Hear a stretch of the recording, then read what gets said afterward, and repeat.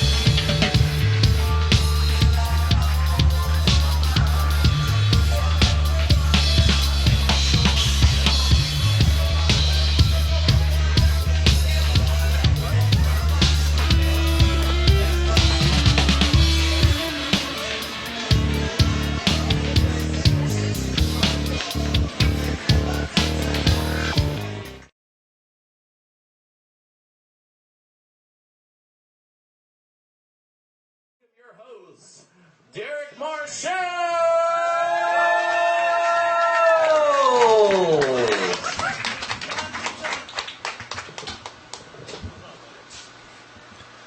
How's it going, everybody? My name's Derek. Welcome to Comedy Planet. I said my name is Derek. Welcome to Comedy Planet, everyone! Thank you guys for not cheering or laughing. You're like, I'm going to wait to see if he's funny. That's fine. Perfect. No, despite all the yelling, I'm actually really awkward around new people. Like, I don't do well when I'm greeting them.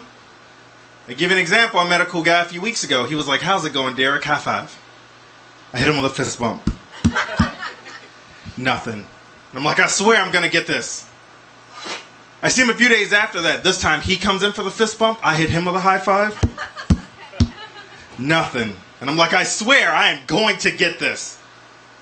I actually saw him a few days ago and he was like, what's going on, man? Bro hug. And I was like, mouth kiss. And turns out we won't be the best of friends because I don't know how to shake hands. Okay. Learn in the audience. That's good. So I've become really obsessed with saving strippers. Anybody else? Think Pretty Women, except with Waffle House waitresses. Anybody else? One lady. Perfect. No, I've become obsessed with saving strippers because, I'm a romantic. But everything I learned about romance, I learned from rap music videos. Like my favorite line to tell a woman, my only line, how's it going? My only line is, girl, I can take you away from all this. It is my favorite thing to say. The only thing I tell girls. But the messed up part is, I can't even do that. Like, I'm poor. I had to get a ride here. He has to take both of us away from here. The only thing I can do is take you to a slightly less shitty McDonald's. Like, I can take you to the one where they don't serve raccoon meat. I know what a few of you ladies are saying. Derek, why does a McDonald's sell raccoon meat? I don't know. And you'll never have to find out either, girl, because I can take you away from all of this. So, I was doing some driving out in the country recently, and I passed a sign that said Ribfest Yard Sale. I'll give that to you guys again. Ribfest Yard Sale. I know, I did what any of you would have done. I slammed on my brakes. Because Ribfest Yard Sale combines the two things that black people love the most. Ribs and stuff out of other people's houses. Alright, because of jokes like that, my friends always accuse me of being racist. Okay, well, like my 3 black friends always accuse me of being racist. And I know what you guys are thinking, Derek, you don't have any black friends, look at that tie. And you're right. But for this joke, let's say I have 3 black friends. Those 3 black friends are always like, Derek, why do you want to be so much like the white man? Why don't you hate him? And I tell them, well, I grew up in a predominantly black neighborhood, as you can tell by my accent. White people were rare in my neighborhood. They were like leprechauns. Or 2-parent households. Okay, a few O's. I grew up there. You guys, you're like, oh, and then I went home to my mom and dad. People in my neighborhood would be like, hey, did you hear? James has 2 parents. What? You mean like a mom and a grandma?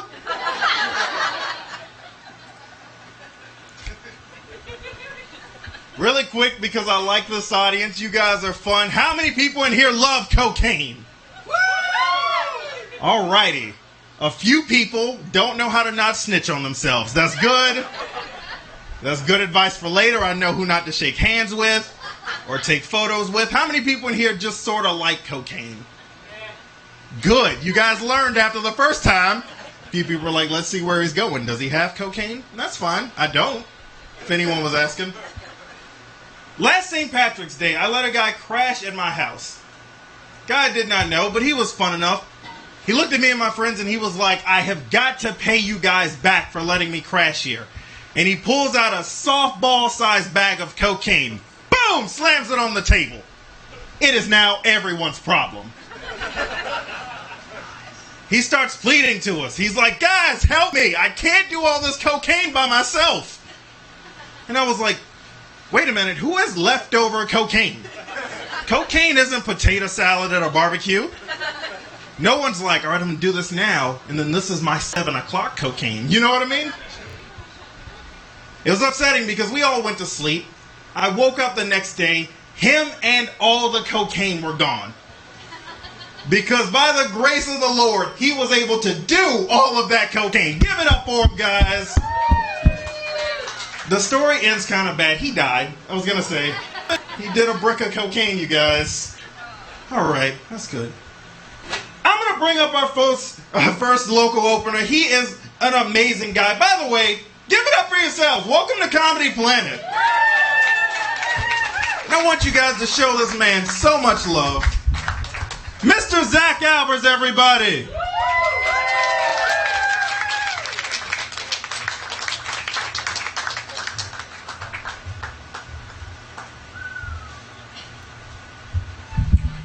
All right.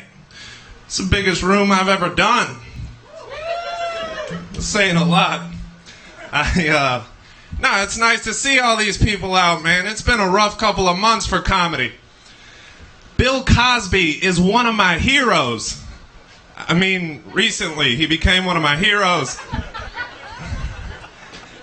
I like that as a nice little tone setter. It's been so miserably fucking hot here lately, man. A couple weekends ago, I went to the beach, and we set up camp right next to this family of 4. And there was a brother and a sister, and they're just digging this big fucking hole. And the daughter, you know, she's got this little mini shovel, and the boy, he's sitting there scooping dirt. And, like, midway through, the boy just grabs a clump of dirt and, like, tosses it at her. Hits her right in the stomach. She looks down and then just fucking whacks this kid across the face with a shovel. I look behind him, the dad is dying laughing.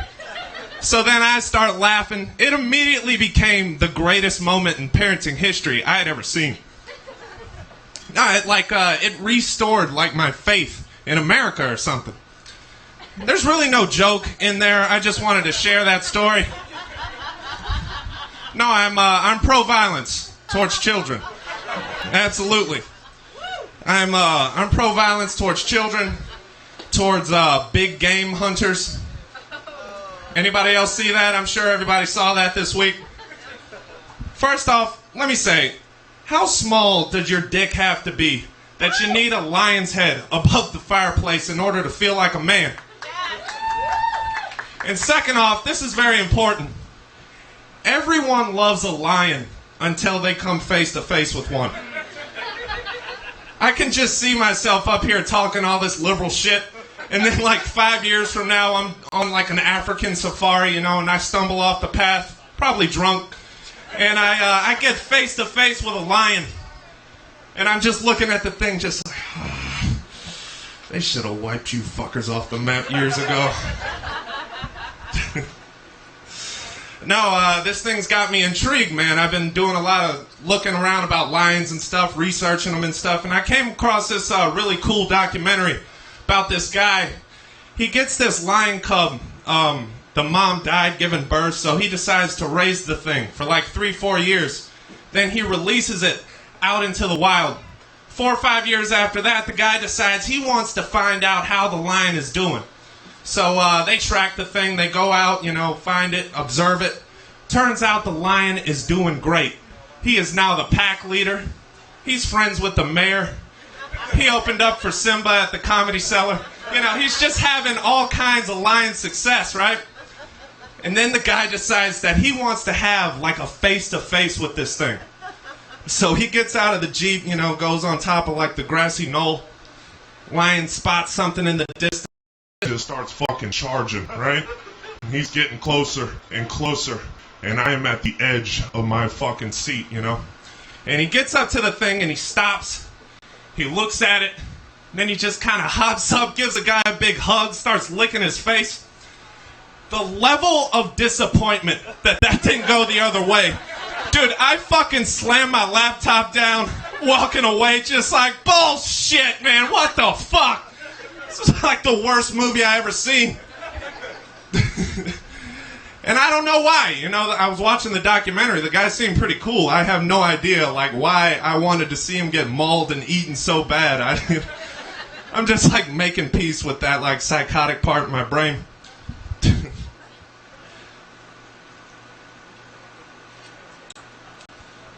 So I want to thank you guys, man. You guys are being really cool. I know I talk a lot of shit when I'm up here, and there's always a place you go where people are just, they're uptight about comedy. Just I don't understand why they have to be so raunchy. It's like they surround all the words with cuss words in order to make it funnier. It's like they're not that confident in the material. Yeah, that's exactly what I'm doing. Are you kidding me? Dude, cuss words are fucking hilarious. You know how I know that is a scientific fact? Because babies laugh after they say them. You ever notice that shit? Dude, I got this guy I work with, man. He's got this 3-year-old little girl getting into all this trouble around the house for saying cuss words. And she's learning the words from him. So he'll be on the couch, playing video games. And he'll shoot something, blow something up. Just yell out, boom, bitch! So now he's got this 3-year-old walking around the house fucking slamming refrigerator doors shut. Just like, boom, bitch! Just laughing her ass off. And that's when it hit me. There's just some things in life that are just inherently funny. You ever seen a 2-year-old fart?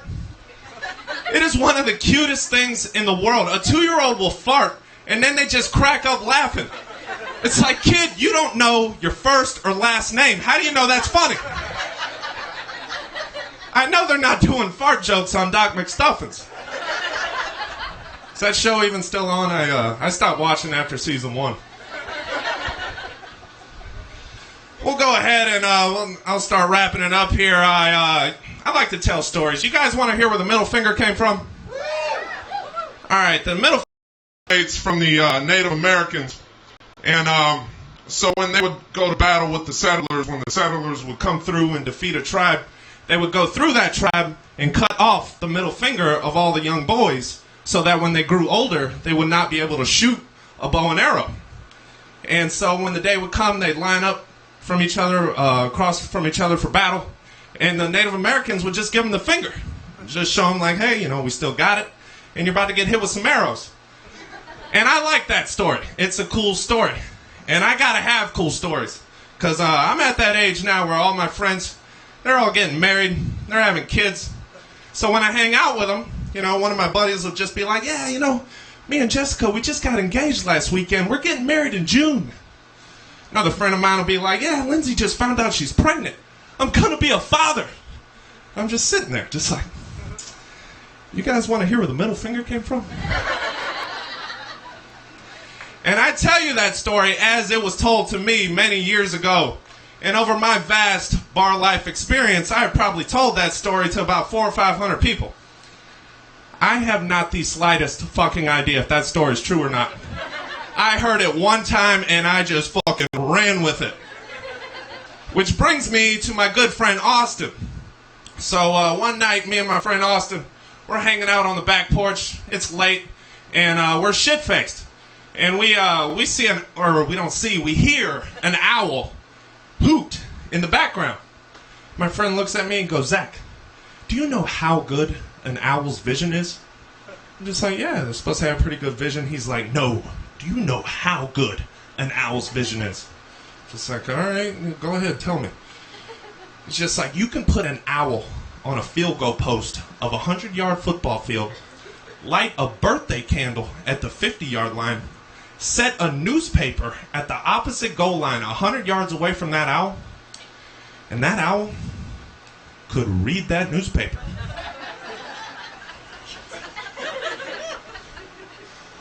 What? Now, see, the reaction that Austin was expecting from me was to be like, oh, shit, man, that's crazy. But I like to bust balls. And I just heard a story about an owl that reads newspapers from 100 yards away. Naturally, I'm going to have some questions. So I'm just like looking at him, just like, what the fuck? And he's just like, wow. He had just now realized how stupid this story was, and I fucking lose it. I'm just like, ah! I had to do like one of those awesome like black guy laughs where it's just like, ah! Like so funny. I had to like walk off the laughter. And I just get back to him, and I'm just like, dude, who the fuck told you that? Who conducted the study? Who told you that owls could read newspapers? And he's just like, I don't know, man. Some guy told me that a long time ago. I'm like, you just been repeating that shit? And I couldn't get mad at him. Because, guys, we do that all the time. When we hear a good story, whether it's at work or at the bar, we just recite it as fact for the rest of our lives. It doesn't matter if it's true or not. And if I had more time, I think that would be a great segue into religion. Thank you very much. Wormhole, you guys were the shit.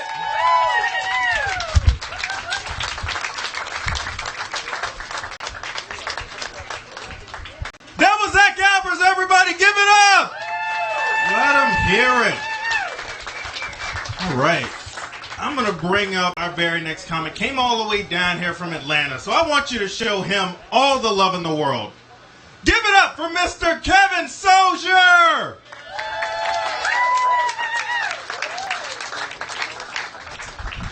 Thank you, guys. Thank you, Derek. Keep it going for Derek, everybody. It's nice to be here.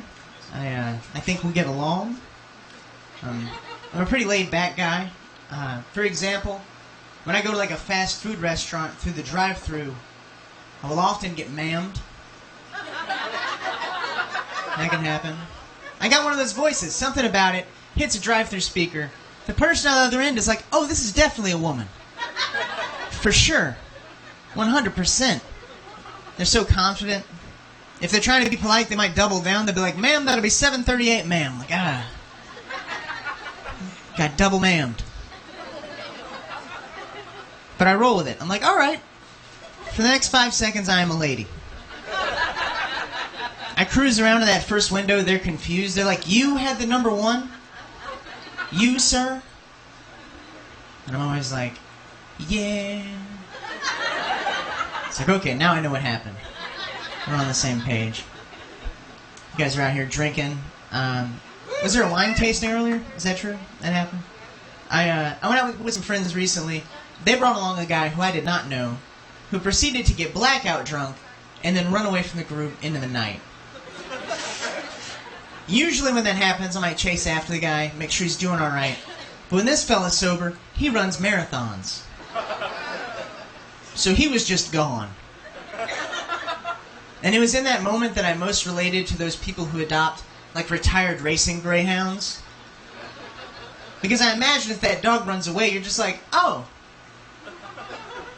we need a new dog. Goodbye, dog. Namaste. Safe travels. It's nice to be here. I work in a really tall building in Midtown Atlanta in a cubicle, and I kind of hated it. If only because every day there was this hawk that would fly by and, like, tip a wing at me. Real majestically. Almost as if to say, hey, Kevin, remember freedom? And I was like, yeah, Hawk, I remember freedom. But I gotta pay rent. You live in a nest, Hawk. It's real easy to be a free spirit when you're just sitting on a bunch of sticks, isn't it, Hawk? Did I scare you guys? Is that what it is? A lot of people afraid to tough talk a Hawk. Not me. Know that about me. Put in your address book next to my name. Notes, will tough talk a Hawk. It's nice to get out of the house. My roommate, he's been angry with me lately because I've been running a space heater in my bedroom. He says I'm running up the power bill in our apartment, and I countered that with, yes, but you just bought a pet snake.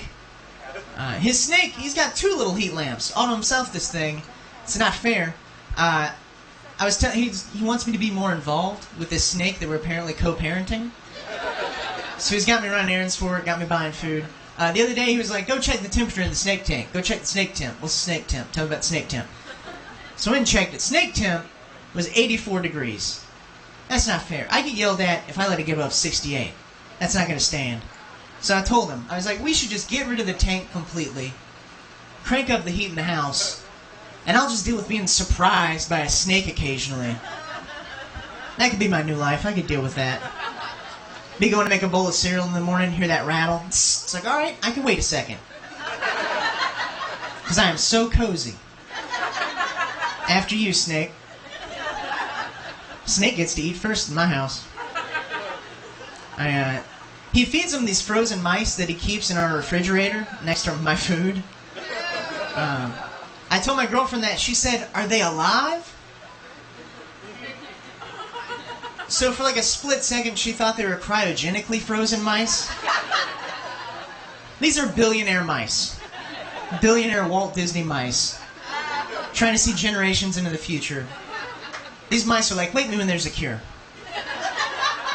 Wake me when there are no more snakes. Every time I leave the house, every time my roommate leaves the house, I threaten that I'm going to feed his snake hot dogs and make it real fat. Just ruin his exotic pet. Because that's the whole point of having like a cool exotic pet, is you can invite people over, be like, hey, come check out my snake. And they get there and you can put the snake on them and it can do cool snake head moves. And they're like, you're an interesting person. And then you've won. But, I don't know. I just want to ruin it because I just want to feed it so many hot dogs that it just looks like a lean tube of ground beef. Just like a foot-long, thick snake. That's what I want in my house. That's what I prefer. I got to go home recently, got to see my mom. I realized that the reason that I think everyone is out to get me is because my mom worked in human resources, HR, when I was growing up. So she spent all day dealing with people that she perceived to be trying to get something over on her. So she'd bring that attitude home. She'd see me and my brother sitting on the couch having a conversation. She'd storm in. She'd be like, hey, what are you guys up to? Trying to start a union? And I'd have to remind her, I'd have to say, legally you can't ask us that. She'd storm out. They hate it when you know the rules. I got to see her. I did some shows back home. I brought a friend with me, so my mom got to meet her. My friend's name is Shalewa, and my mom does this thing in private conversation that drives me crazy, where she just refuses to get Shalewa's name correct. So it's Shalua, Shahala, something slightly off. And it drives me crazy because it's only one of a couple things. The least flattering being she's very racist. And I don't want that, so here I am making excuses for her. I sound like the most hopeful boy in the world, with my sweet southern lilt, being like, I hope my mom was not racist.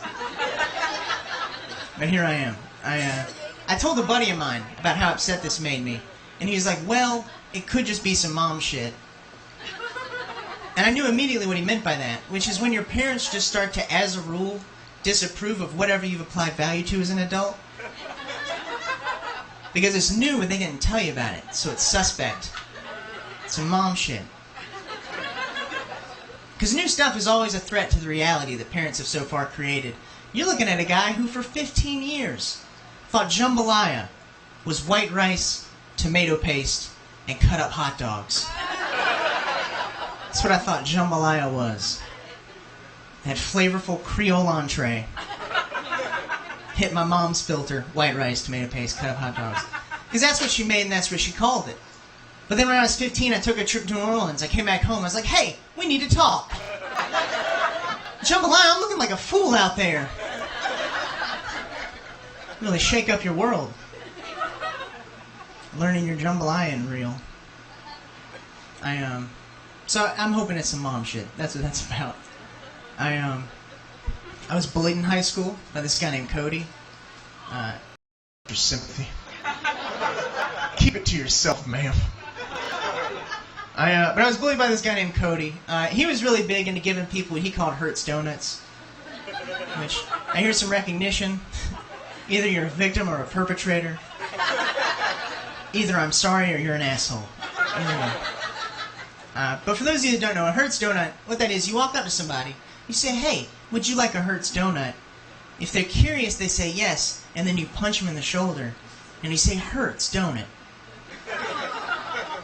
Bullies love wordplay, for some reason. They're really into it. But one day I saw Cody coming and I was ready for him. So I said, hey, Cody, what's it like to grow up without a father? It hurts, don't it?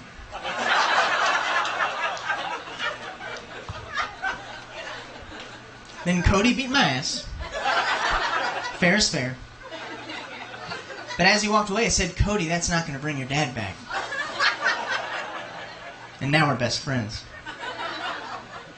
I'll tell you this. I was at a friend's house the other day, and we were smoking marijuana, and my mom called, so I had to handle that. At some point in the conversation, I said something exceptionally weird, so she stopped me, and she said, son, this is a serious question. Are you high right now? And I thought, okay, play it cool. So what I said was, what is high? Then I thought, oh no. I played it too cool. She knows for sure.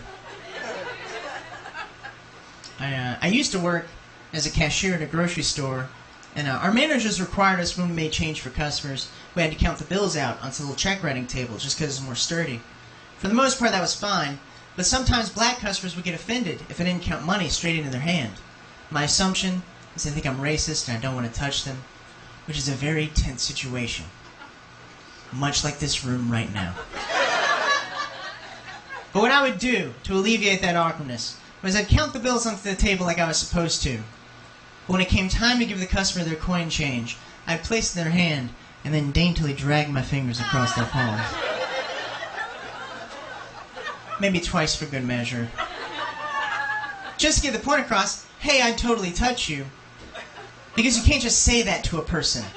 Hey, I'd totally touch you. It weirds them out, I have found. On the way out here today, we got slowed down. There's like a Confederate flag rally in Stone Mountain, Georgia. I got to visit Stone Mountain recently, which, for those of you that don't know, Stone Mountain, that's the Georgia State Park that can't decide how sad they are about how the Civil War turned out. It's like a big rock mountain with Confederate etchings in the side. So the staff can't outright endorse the cause, being modern people. But they do a lot of talking that sounds like, weren't those the good old days? And you're like, yeah, for some people. But not everybody. Did you check with everybody? I don't think you checked with everybody. I just don't. I was visiting a friend. Like I was visiting the park with a friend of mine at the time. She was my roommate, visiting the United States from Germany. So I had to explain a lot of stuff to her. And at one point, she was confused about why someone would want to be pridefully associated with that side of the war. I didn't have a good answer for her. I was just like, well, some people like to know and maybe even celebrate their heritage.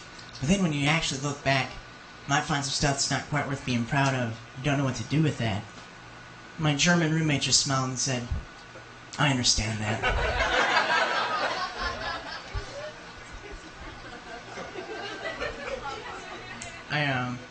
I like riding MARTA in Atlanta. That's our little public transportation train system. Sometimes when you're on those trains, people try to sell you stuff. This one time I was sitting on the train, and this guy stood up. He addressed everybody. He said, "Excuse me, everybody. My name is Trax.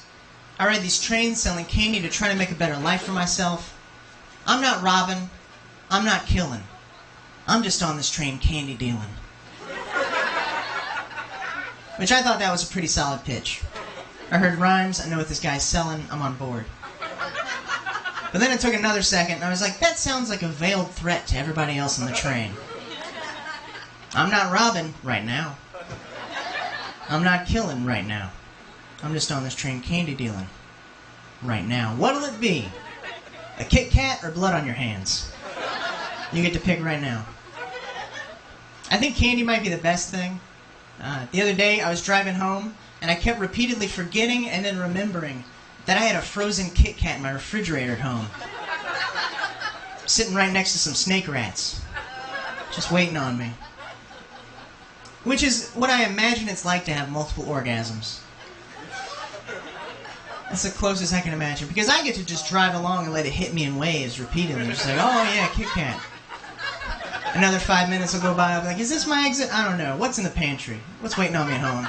Chips? I don't want chips. Too dry. Grapes? Too wet. What's in the freezer? Oh, Kit Kat.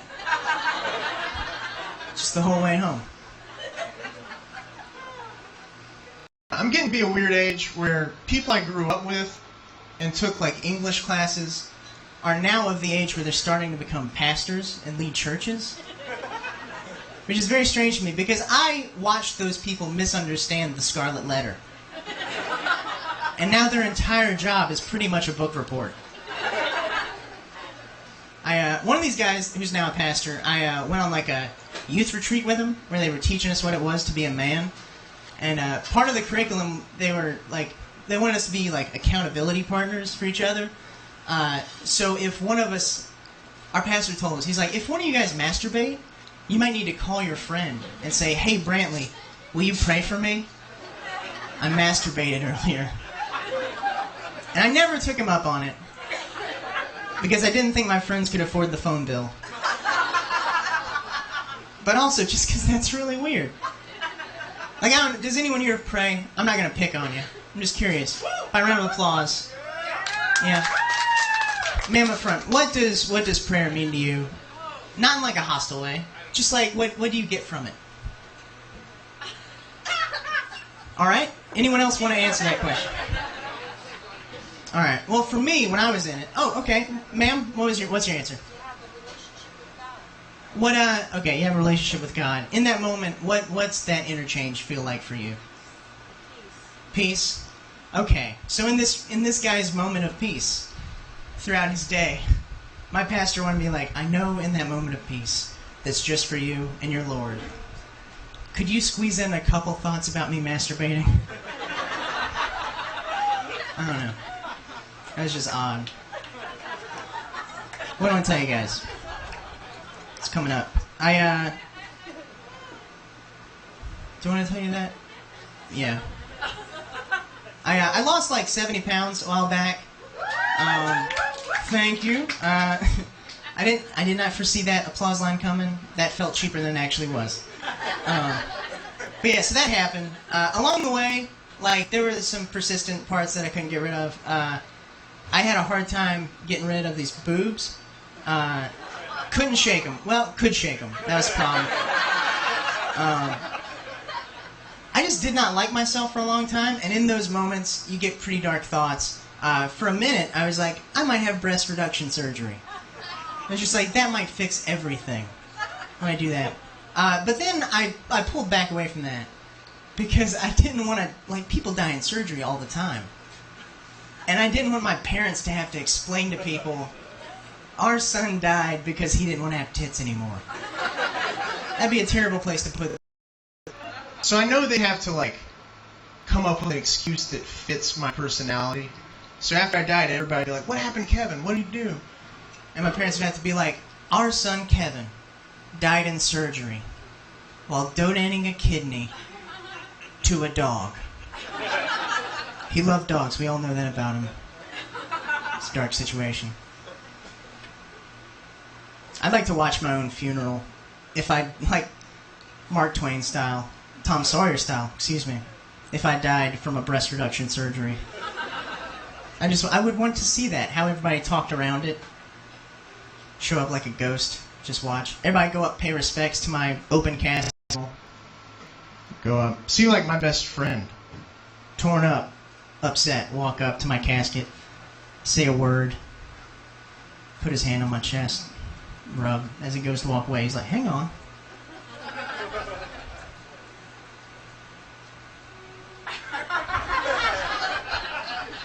And then my ghost would fade away because my unfinished business had been fulfilled.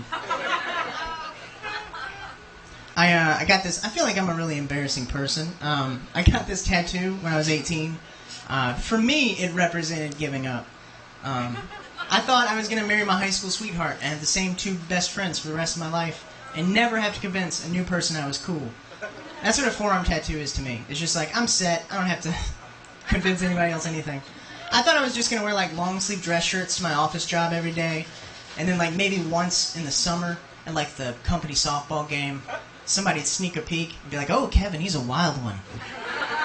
And that'd be as exciting as I ever wanted to be. I'll tell you this. I dated a girl from senior year of high school until a year after we graduated college. That was, like, 5 years. And we never had sex. This is a fun thing to tell crowds. Just to feel the room shift. I don't know, like, you're probably like, well, what did you guys have in common? Well, she didn't love me. I know I didn't. That's the only reason you stay in something like that. You're just like, it'll get better. No, it won't. No, it won't. You fool. Just get on out. 5 years, that's a long time. That's like a child in kindergarten. We were together that long. Hypothetically, if I'd met a baby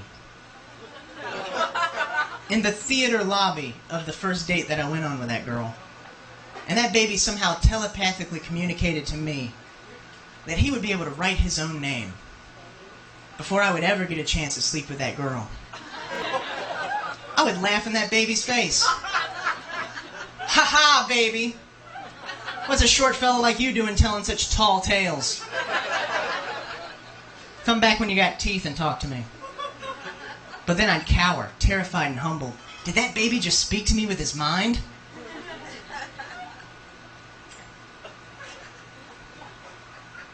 Guys don't care about the psychic baby, I see. Thank you. That's a pretty good hit percentage of an entire room full of people. You want one person to get it. I think we're doing all right. When I first started traveling around for comedy, I used to See a lot of bumper stickers. now they're just glazed by. I don't care.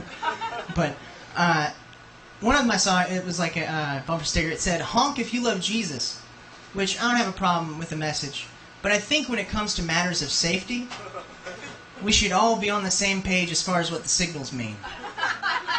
Because that's like the sole form of communication that we have between each other on the road. If you went to the beach and you saw like a tall lifeguard chair with like a sign on it that said, scream for your life if you love border collies,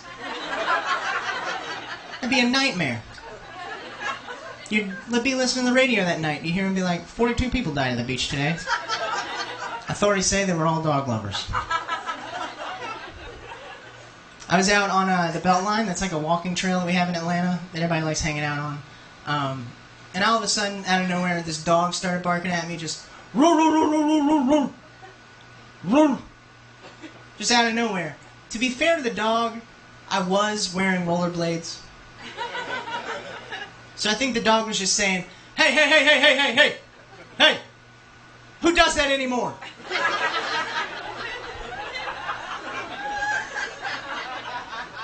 Kind of trendy pup.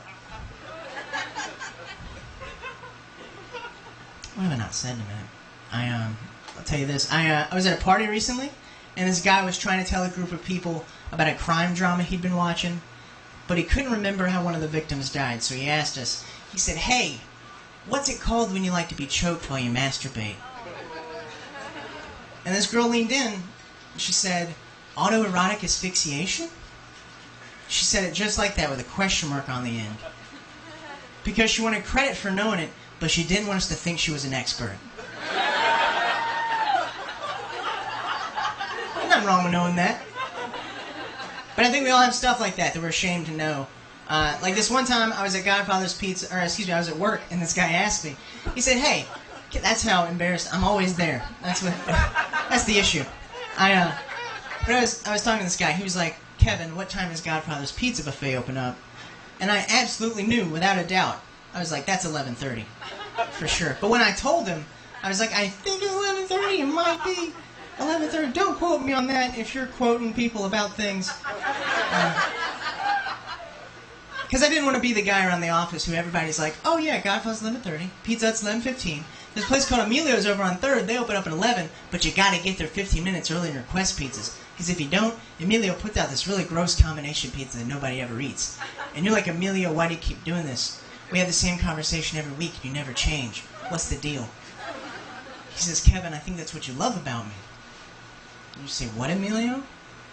He says, Kevin, this world that we live in, it's nothing more than random interactions between millions of people. Some days we win and some days we lose. But my Pete's and I, we are a constant. In the rough seas of this water, we are safe harbor. Don't you see, Kevin? At Emilio's Pizza, we are love. So you're going to want to get there like 10:45, plan ahead, traffic's rough. That was a long walk, you guys are right. I know. I'll tell you this and I'll get out of here, we got a great show for you. I was doing a show in a college town recently, and I was standing on campus behind this couple, and I heard the guy ask the girl, he said, hey, do you have any homework tonight? And the girl said, damn it, I've got to write a paragraph. Which, that's the most burned I've ever heard anybody who had to write 3 to 5 sentences. But I was understanding, I was worried about her, because what's going to happen when she gets assigned like an 8-page paper? You know, she's going to go home and kill herself. And I think the saddest part is we know there won't be a note. Alright guys, thank you very much. My name's Kevin Saucier. Now, good evening. Welcome Derek back up here.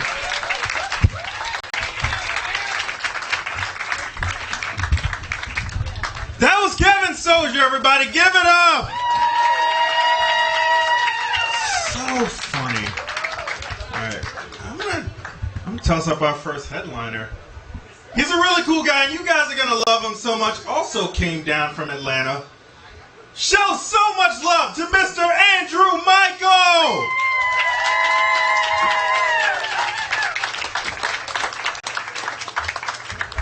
Give it up for Derek, everybody. Give it up for him and Kevin Saucier. This is awesome. I love coming to Savannah. This is good. I went to school in Statesboro, Georgia, so now I came to Savannah. Yeah, so there's some Georgia Southern people in the audience. You guys didn't get into UGA either. All right, cool. That's awesome. That's great. Yeah, I went to Georgia Southern. I didn't think I was going to go to college. I didn't want to go to college. My parents kind of made me go to college. We had a meeting with a high school guidance counselor when I was in 8th grade before I went to high school to sit down and figure out what classes I'm going to take. And my dad was sitting there with me, and this woman, she was like, well, we're going to put your son in math concepts, which is like the slower math class, because I'm not very good at math. And my dad was like, well, what if Andrew wanted to get into like a technical school, or what if he wanted to go to let's say somewhere like Georgia Tech? Like, would he be able to do that with that class? And she was like, Mr. Michael, between you and me, your son is not Georgia Tech material. And I was just like, can I get that in writing? Can you just say I'm not college material? I don't want to go to either. I don't want to go to any college. And my dad just looked at her and he goes, You do not speak to my fucking son like that. You bitch. And then my dad wrote a very strong-worded letter, and I got put in the advanced math class, where I got a C only because I wrote a letter to my teacher begging her to let me pass because I didn't want to get held back. So that's pretty good. So Georgia Southern material, that's what I am right here.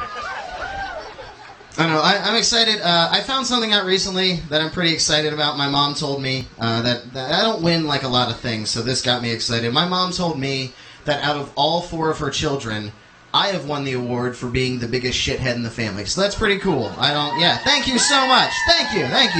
Like, I don't win a lot of things, just scratch off lottery tickets occasionally, so I'm pretty excited about that thing.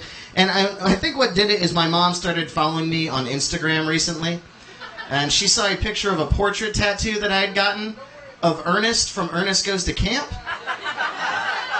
And that was just like the last block in a very disappointing game of Jenga we've been playing for the past 28 years. She was like, fuck this kid. That is the worst. That is the worst kid. But like my mom, like she's sweet, but like she told me she knew I would turn out like doing something like stand-up comedy and getting like Ernest tattoos because I did something to my mom before I was born when she was in labor that not every kid will do to their mom. I was born like in distress. They had to get me out really quickly because I pooped inside of my mom before I was born. Yeah, I know. I live with that every day of my fucking life. Like oftentimes she'll just text or call me to remind me, just be like, hey Andrew, you remember that thing you did? I'm like, yeah. She'll shut the fuck up. I'm just like, and like a lot of people think that's gross, and like I get it, but like to me, I feel like that's like the most preemptive punk rock thing anybody's ever done in their entire life. Like before I was even born, I was like, who's full of shit now, Donna? And just like marched on out into the world. It's like fighting the man before I even knew what the man was. Wearing a little black flag onesie, something like that, just being punk rock. I don't know. My mom's really sweet. She doesn't like that I have a lot of tattoos. I hid them from my mom for years. For 4 years, my mom had no idea that I had any tattoos. And that might sound like, you might not be super impressed with that, but for 3 of those years, I lived at home with my mom. So I just wore long sleeves and jeans all the time. Like in the summer, I was like, I'd love to mow the lawn in denim. This is perfect. This is awesome. Yeah, I'm getting a good sweat on. When she finally found out, my little brother accidentally ratted me out over Thanksgiving. I know, right? What a dick. And she was like, Andrew, Jake says you have some tattoos. Let's see them. So I started rolling my pant leg up, and she's like, oh man. And then I rolled up the other leg, and she's just like, oh, come on. And then I rolled up my sleeves, and she just looks at me, and she was like, Andrew, for 9 months, I did not drink, I did not smoke, so that you would be born with a perfect body, and look what you fucking did to it. And I was like, like maybe you should have drank a little, you could have gotten a doctor, I don't know, like I feel like it's genetics, I don't know, like that's your fault, not my fault. But like she was like, she accepts them now, like she's cool, like she sees like new ones I get, and like I was at home a little while ago, and she saw this one, I have this tattoo on my chest of an eagle fighting a lion. Just so you know, there's no significance in that tattoo. I just thought, look badass on my body forever. Eagle fighting a damn lion, that'd be pretty sweet. Like you're not going to see that in nature, you're going to see that on my chest. That's where you're going to see it. Film a nature show about my chest. And like she saw it, and she was like, Andrew, it's like a beautiful tattoo, like, I wish it was like, in a frame on the wall, not tattooed on your chest for the rest of your life. And she was like, don't you think you're going to scare little kids with that tattoo? And I was like, Mom, I don't know what you think I do, but like ever so rarely does it involve me, my shirt being off, and children. Like that's not like a thing that happens. Like they should be pretty fucking scared if that's the case. Like that's not a cool thing for me to be in that situation. And like I know she's wrong though, because I was on a cruise just this past year, and I was on the elevator on the way to the pool with my shirt off and my water shoes because I'm proud of my body and I want to look cool. And I'm just riding on this elevator by myself, and it stops on this floor. This like 10, 11-year-old kid gets on, and we start riding up the elevator, and he's kind of looking at me like out of the corner of his eye, sizing me up. And he turns to me and he points at my chest, and he goes, kind of looks like that bird's banging that cat. And then he got off the elevator. I was like, did my mom hire you to come on this cruise just to make fun of me? Is this like payback for the whole poop thing? Like, I get it. Like, I wouldn't put it past Donna. She's kind of crafty. And I got super upset that this little kid just made me almost cry. I just went back to my cabin, and I looked in the mirror, and I was like, God damn it. Like, it kind of looks like that bird's banging that cat. Like, he's got a pretty good point.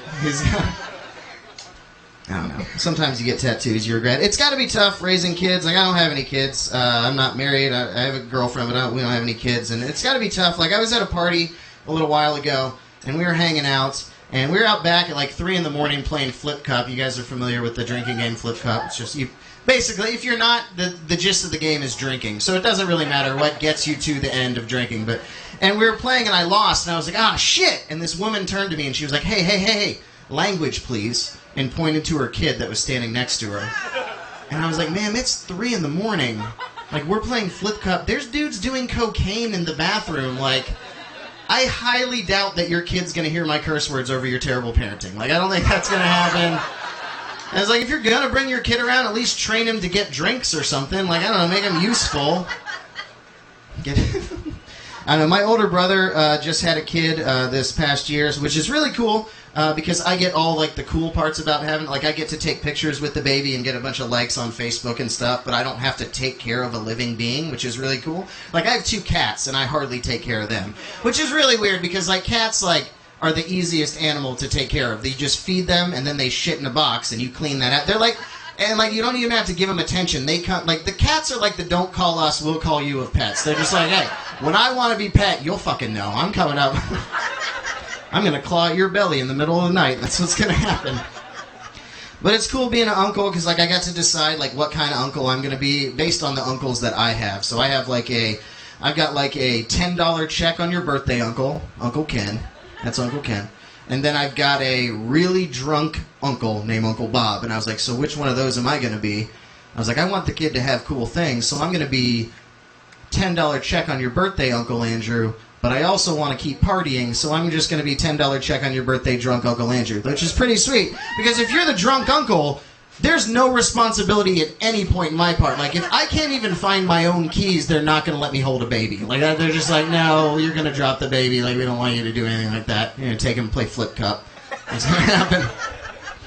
I don't know, it's like, I feel like my parents, like, they tried really hard to raise me. Like, they're really great parents, but, like, I eat, like, really unhealthy food. Like, that's, like, I'm 28 years old, I'll be 29 at the end of the month, and, like, I eat just garbage food. Like, I was at work the other day, and I felt something in my boxers, and I went to the bathroom, and I found an entire French fry in my boxers. I'm like, how the hell did this French fry get in my boxers? So I started, like, investigating in my brain. I'm like, all right, there's 2 scenarios here. Number 1 is I was drunk, naked in bed, eating French fries. As it happens. I rolled over, French fry stuck to my ass. Next morning, I woke up, put my boxers on, that's where the French fry came from. That's plausible. Like, that's probably what happened. But the other scenario is that after 28 years of treating my body like a trash can, I've stopped processing food and just shit out an entire French fry. Which I think is, like, way cooler, because, like, if I could shit out, like, a Chick-fil-A waffle fry, there would be a line around the block of my apartment on a Sunday. On a Sunday? Like, you're just going to be like, it's my pleasure. There you go. There's the French fry. And I eat at gas stations a lot. I ate at a racetrack gas station a little while ago, and I got this sub sandwich, and I got in my car and bit into it, and it was frozen solid, and I was furious. Because I paid a good, like, $2.75 for that sandwich. So but I don't have, like, I don't have the balls to go in and, like, talk to him and get mad, so I just did what any, like, cowardly person does, and I tweeted at him. And I just tweeted at Racetrack Gas Station. I was like, hey, I normally love your corn dogs and stuff, but I just ate a sandwich that was frozen solid in the middle. Just wanted you to know. And I thought that was going to be the end of it. I got my anger out, everything's fine. But they tweeted back at me, and they were like, Andrew, we are so sorry. We don't want this to affect our relationship at all. I was like, is this Racetrack or my girlfriend? Like, I'm not sure who I'm talking to right now. And they were like, please just like, let us... Ooh. You get a little fancy. They were like, let us know what we can do to make this better for you. And I was just like, I could send them my address and try to get, like, some free coupons or something. But really what they should have tweeted at me was just like, hey, Andrew, you ate at a gas station. Just, like, be glad you didn't shit yourself to death. Everything's going to be all right. You'll be okay. I know, I eat Subway a lot. That's the thing I like to eat as well. Because right by my house in Atlanta, there's a Subway connected to a gas station. So I can go there and get all the things I need. My gas, I can get water, I can get cigarettes, I can get Subway sandwiches. That's okay. That's cool. No way. And... Oh, cool. We're going to rave mode here. This is fun. But, so I ate at this Subway, and I have a dude there. I consider him like a good friend of mine. His name is Billy. I don't know if you guys have a person like this in your life. Billy is my favorite homeless guy in Atlanta. All right? I know. I'm not going to be mean to him. Don't worry. He's a super cool dude. Like, he doesn't bug me for money a whole lot. He'll hold the door open for me. Sometimes we'll just talk. We'll just, like, chat for a little bit. So a lot of times I'll give him some change when I can. I have some dollars or something. Or I'll go into the Subway gas station, and I'll get, like, a foot-long Italian BMT sub sandwich. And on the way out, I'll split it with him and give Billy, like, a 6-inch BMT. I know, right? Because, like, I don't, whatever. I don't really need the whole foot long. I don't think anyone actually needs a foot long of meat, but, So what happened is, I walked out of there the other day, and Billy stopped me, and he was like, hey, man, I want to give you something. And I was like, I don't really know how to act right now, because the exchange has never happened in that order with a homeless guy, where, like, I'm getting something, like, it's never happened to me before. And I shit you not, Billy handed me a 6-inch Italian BMT sub sandwich. And it was the most beautiful moment of my entire life. Like, my heart melted like my pepper jack cheese and my Italian BMT sub sandwich. And I just stood there, like, in complete awe, and I was just like, oh my God, like, this guy's giving me something I could have in a heartbeat, but he totally needs. So I just stood there, like, staring at this sandwich, and staring back at Billy, and then staring back at this sandwich, and I was like, I'm not gonna eat a fucking sandwich from a homeless guy. Like, it's just not... Like, I'm not going to eat some BMT this dude's been using as a pillow for the past 2 weeks. It's not like I'm not going to do it. So what I did is I just took it home and I put it in my fridge. And then I took it back out the next morning and just, like, gave it right back to him. Like, we might just be trading one sandwich back and forth. Like, the first one I gave to him, he was probably just like, who the fuck is... I'm not going to take a sandwich from a stranger. Like, we're on the same wavelength. We just don't know it. All right. There they go again. But I think the reason I eat really shitty food is something that happened to me when I was a kid. Or the light? Can we get the lights back on? Is that okay? We don't need them. That's all right. Just listen to the sweet sounds of me. I'm going to do whale sounds later, so this will be very soothing for everybody. Well, when I was a kid, I was a little shit. Like, I didn't want to eat my food. And I was at dinner one night, and we were eating a healthy meal of tater tots and hot dogs. And, yeah, I know, right? Just a good, healthy meal. And I decided I didn't want to finish my tater tots. I was like, fuck this, I'm not going to finish my tater tots. And my dad was like, Andrew, you can't leave the table unless you finish your tater tots. And I was like, well, I don't want them. I'm not going to do it, because I was just a little smart-ass kid. And my dad was like, well, you're not leaving this damn table until you finish them. And I was like, well, I already started this. Let's see how this is going to pan out. Well, I'm not going to finish them. And so my family cleaned up the entire table, did all the dishes, put everything up, and then went to bed and shut the lights out with me just sitting at this table in the dark. And I started to cry, all right? I was 8, all right? I started to cry. And my dad came back down, and he was like, Andrew, you've been down here for a while. Are you going to finish those tater tots? And I was like, no, I'm not going to do it. I'm standing up for kids all over the world. I'm not eating the tater tots. And my dad was like, well, if you don't eat those, I'm going to smash one of your toys. And I didn't say this, but in my mind, I was like, bullshit. Like, you're gonna smash it. What kind of monster are you? And so he goes and he gets my Star Wars Micro Machines Tatooine set that I just bought. And he put it on the ground. It's perfect smashing size. It's just perfect. And he was like, all right, it's your last chance. You gonna eat them? And I was like, no, I'm not gonna eat them. And he lifted his leg, and then he smashed it. And I let out crying yells like, aah! And that's why I think I still eat shitty food to this day, because I'm terrified. Like, if I stop eating bad food, my dad's gonna, like, murder my girlfriend or something. I don't know. I don't know exactly what's gonna happen. That's good. I drink a good bit. I went to the doctor a little while ago, and my doctor was like, how many drinks a week would you say you have? And I was like, okay, I'm gonna lowball it here. I don't want this guy to think I'm an alcoholic. I was like, 15 drinks a week? And he was like, well, Andrew, that's kind of a lot of drinks. You might kind of have a problem. And I was like, I thirded the amount of drinks I have each week. Like, this guy, I thirded it. Like, I drank 45 last week. This guy thinks I'm an alcoholic with 15. And so what I did is I went home, and I was like, I got to figure out if I'm an alcoholic. So I went on Google, and I Googled test to see if you're an alcoholic. And if you do that, you just took and passed the test to see if you're an alcoholic. If you're asking, you're probably an alcoholic. That's probably what it is. But, like, I'm trying to, like, be safer when I drink now. Like, I'm getting a little older, so I'll only drink and drive if the sun is out. Because I think that might be a law. Like, they won't get you if the sun's out. I'm not sure. So what I did recently, like when I was in college, I used to get really drunk with my friends, and we used to get upside down in sleeping bags, right? And we would beat the living shit out of each other. And that was the game. It's called Slug Wars. It's a lot of fun.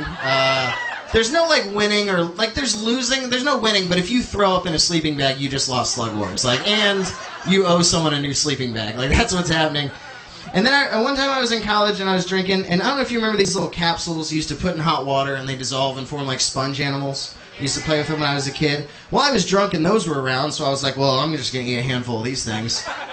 Drink a bunch of hot water, jump up and down, in hopes to poop out a zoo. Like, that's my end game.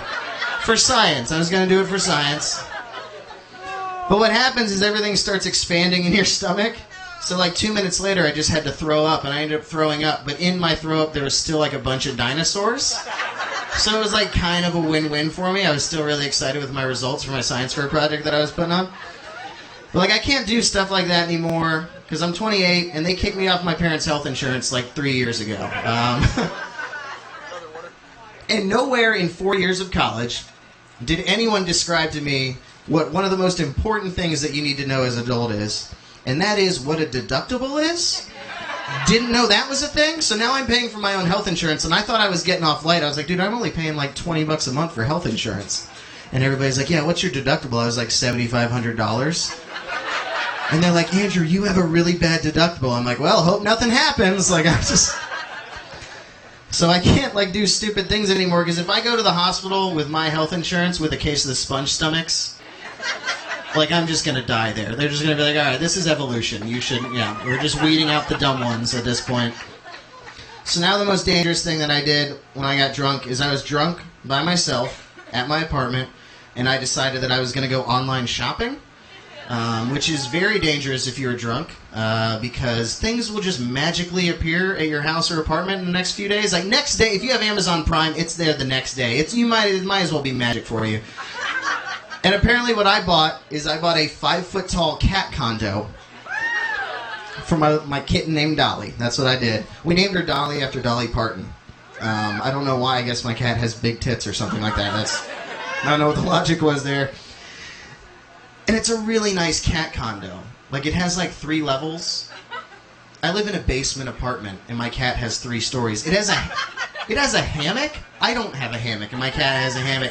And I don't make a lot of money, guys, so I put that on a credit card, which means I'm currently leasing to own a cat condo, which is, like, not exactly where I thought I'd be at 28 years old. I'm just like, if I miss a payment and you try to take it away, she's not to Claude. She's kind of a bitch. Good luck. Like, I'll let you in, but good luck taking it away.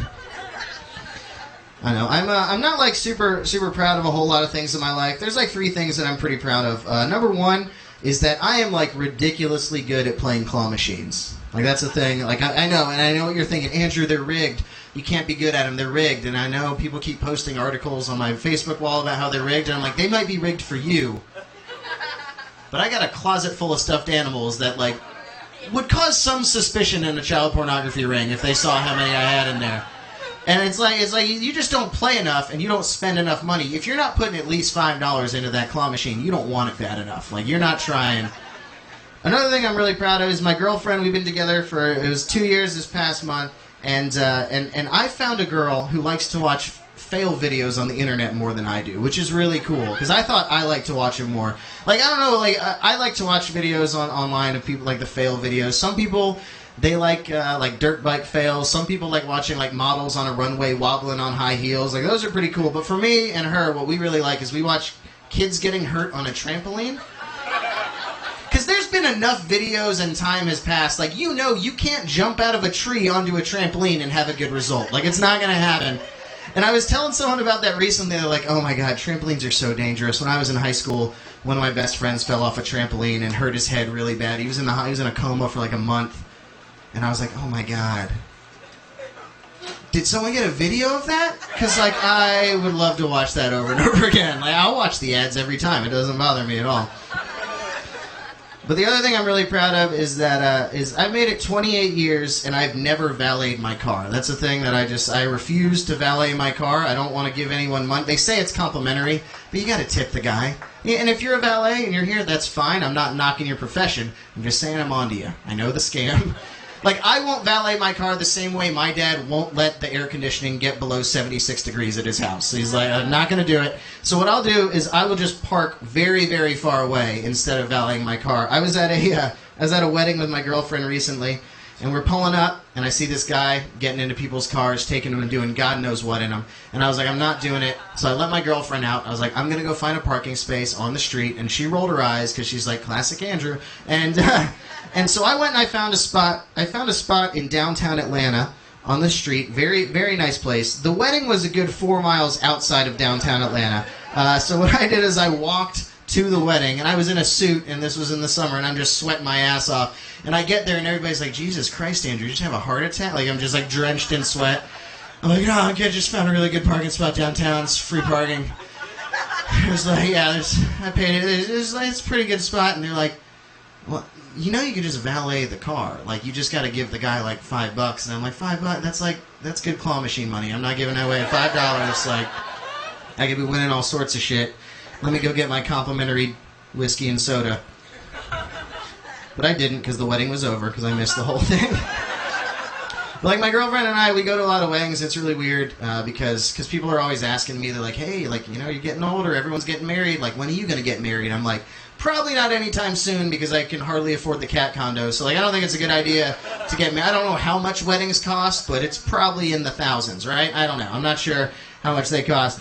And I was at this wedding with my girlfriend, and it got really awkward because the bride threw the bouquet. It came for that time. And she threw it, and time froze for me, like in a movie. And I'm just like, please don't catch that bouquet. Like, please, because this is going to be a really awkward car ride home. If she catches it, and she's already going to be pissed about, like, the 4 miles we have to walk to get to the car. So it's, like, slowly floating through the air to this group of women just jumping up and down, screaming. And I'm like, God damn it, please don't catch it. Halfway to this group of women, and I look out and I see my girlfriend there. She looks like really pretty. Like, I mean, she always look. If any of y'all know her, she always looks pretty. Okay. But this day she looked like extra pretty, and I was like, you know, I love her and she loves me. I was like, maybe it wouldn't be the worst thing in the world if she caught the bouquet and we got married. You know, like we could save up our money, buy a house, start a family. Like, my parents have been together for like 35 years. They're really happy. Maybe that could be us. So I was like, if she catches it, I'm gonna marry that girl. It's like floating down and down and down. And it gets like right on top of my girlfriend, like right in her line of reach. And she just looks at me dead in the eyes and just kind of goes like... And I'm like, you're not even going to put a hand out, pretend that you tried to catch the bouquet? Like... So I've just been going around our apartment for the past few months just chucking flowers at her. Be like, yeah, you fucking ready? Like, don't break my heart again. I know, I work at a t-shirt shop.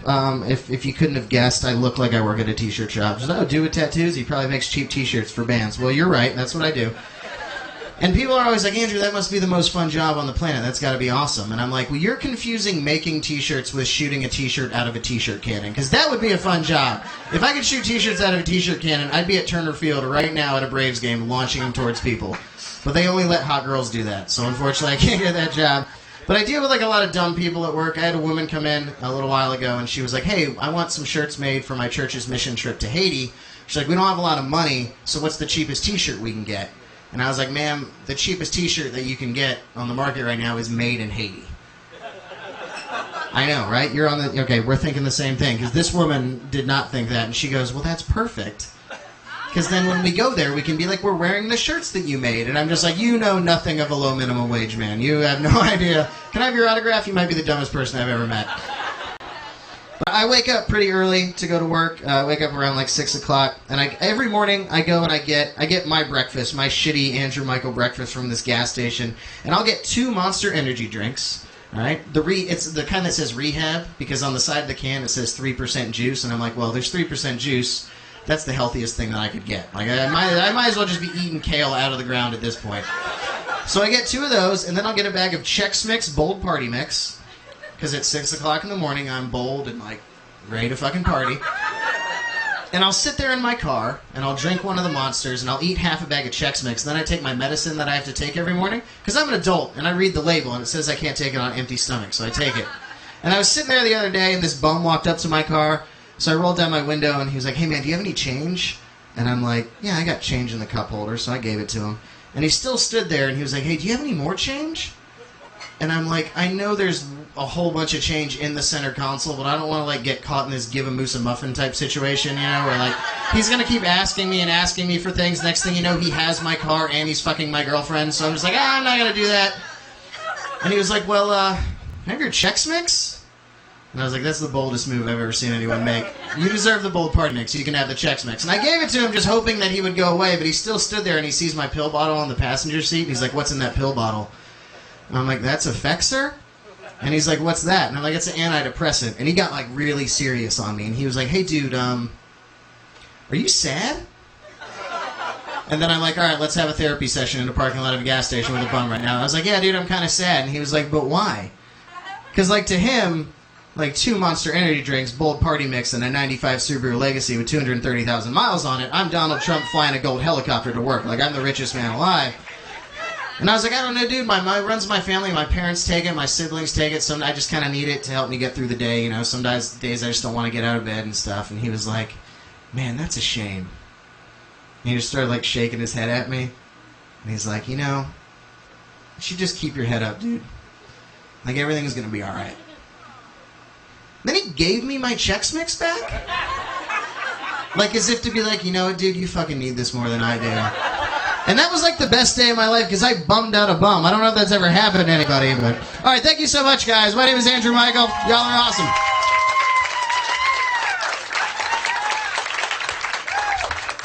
That was Andrew Michael, everyone. Give it up. Real quick, I got a guy doing a special guest spot. He does colleges and clubs all over, God, all over everywhere. So I want you to give it up for Mr. David Spade.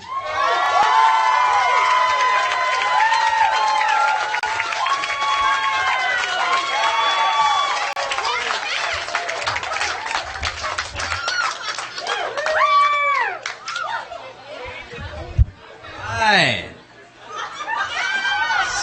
Savannah, nice.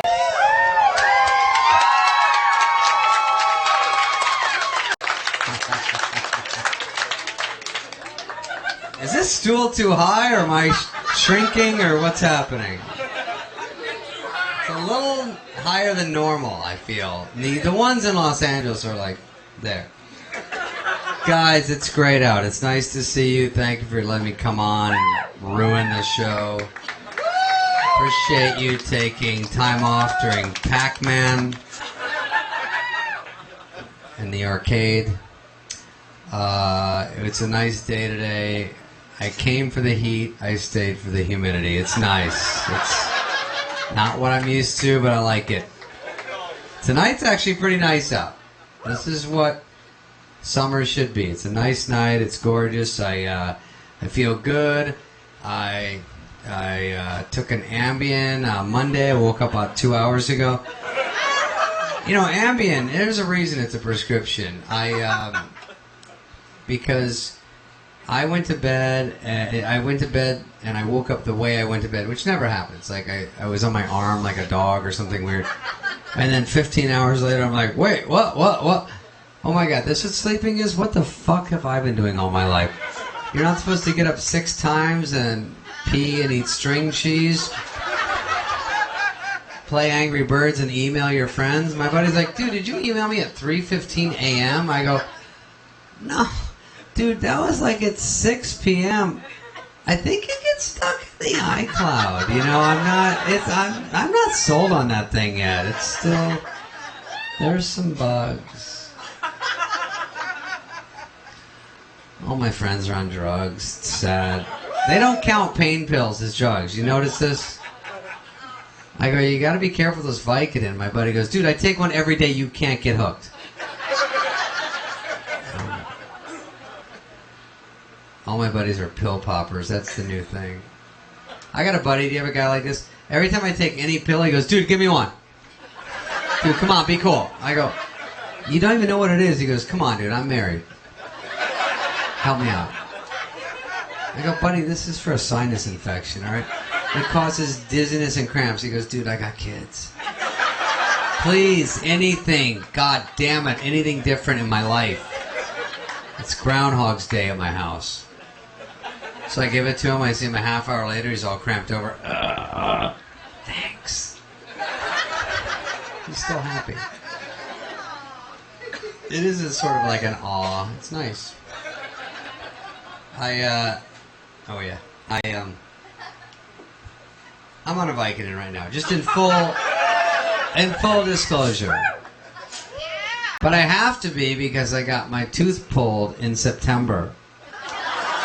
So honestly, I have to because 2 a day, which is excessive.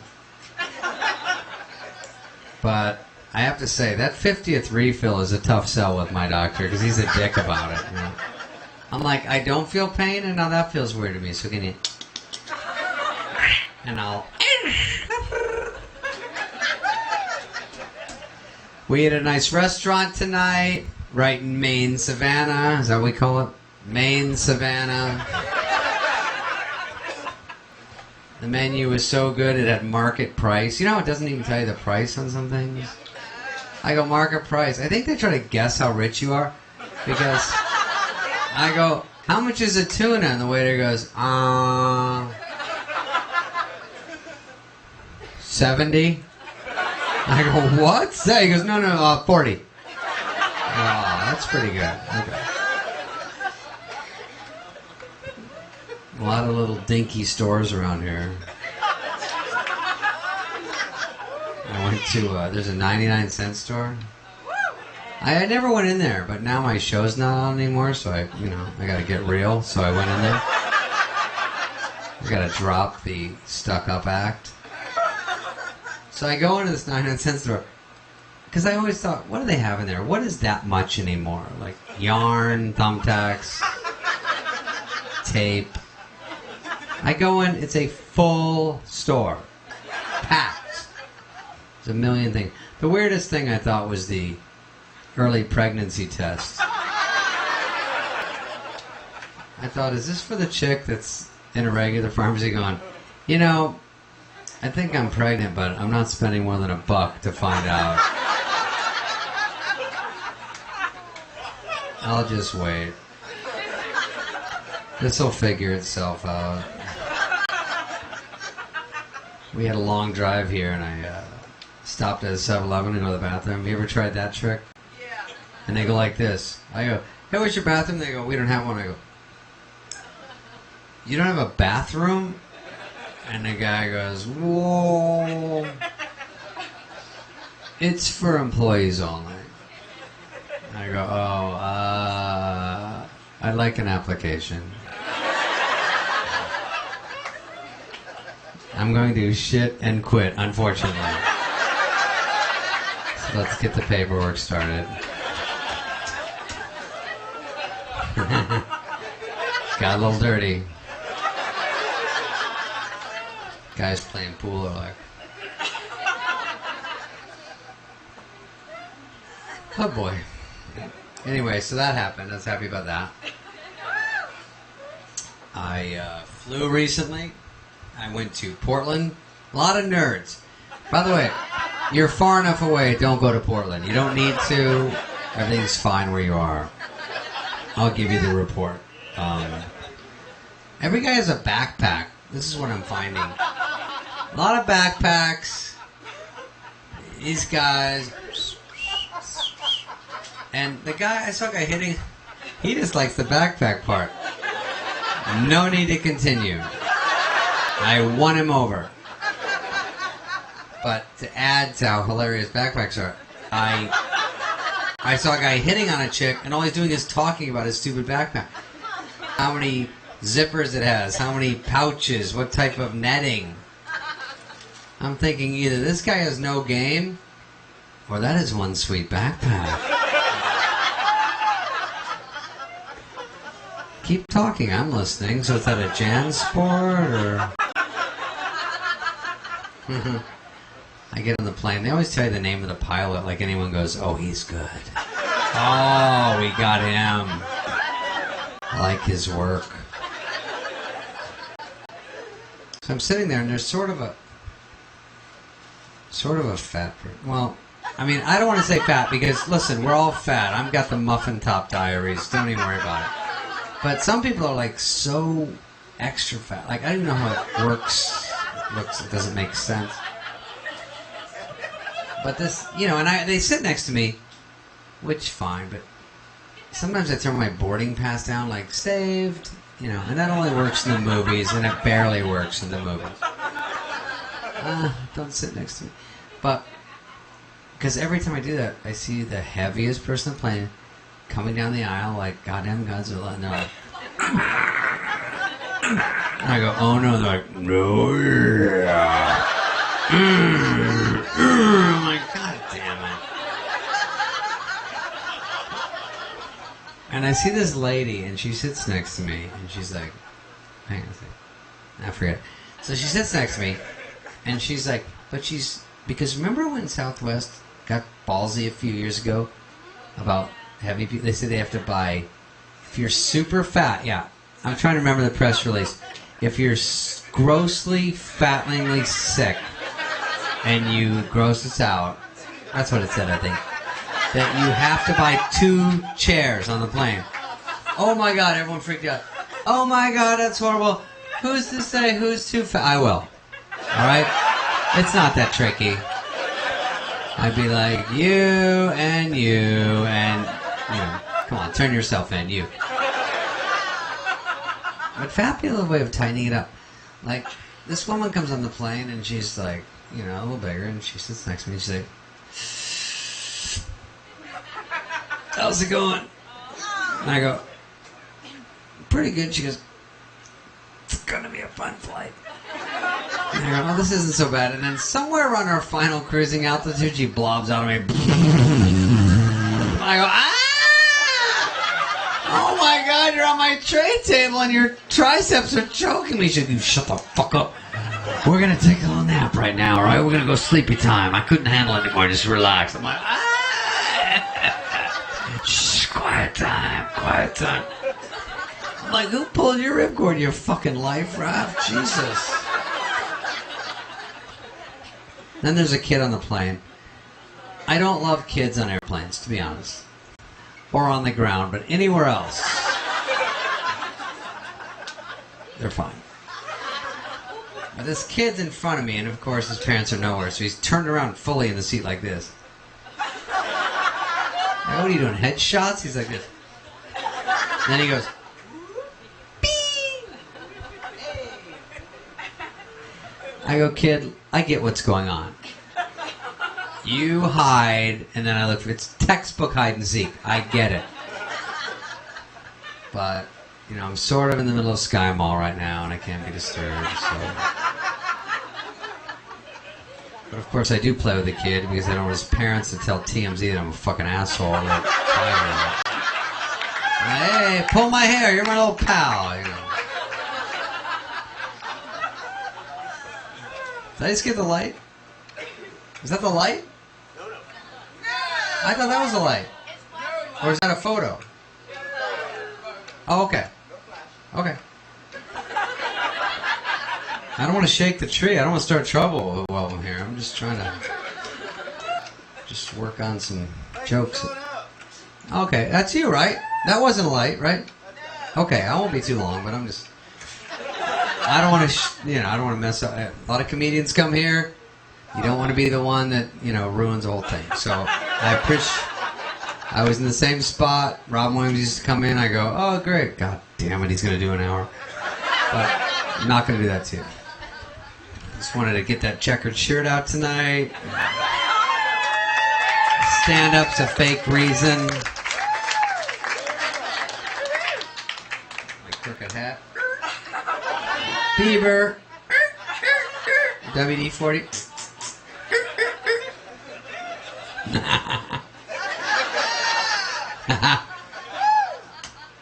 Then I landed in Portland. We're still in Portland, sir. This story sort of makes sense. Not really.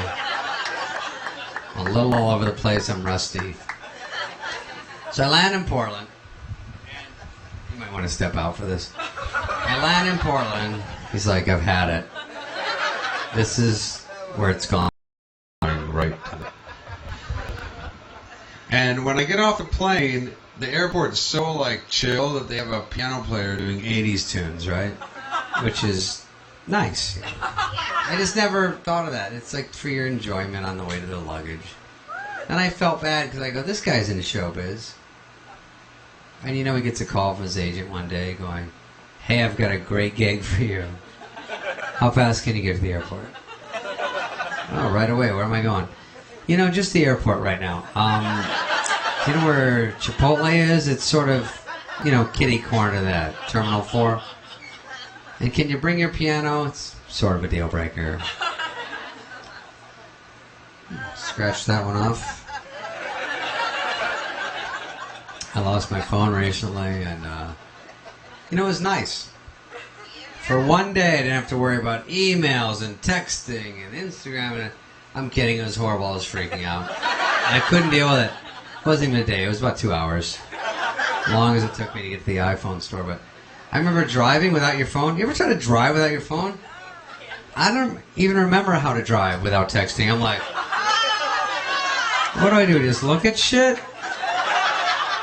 Oh my God, there's trees on my street, Oh, there's cars coming at me. This is terrifying.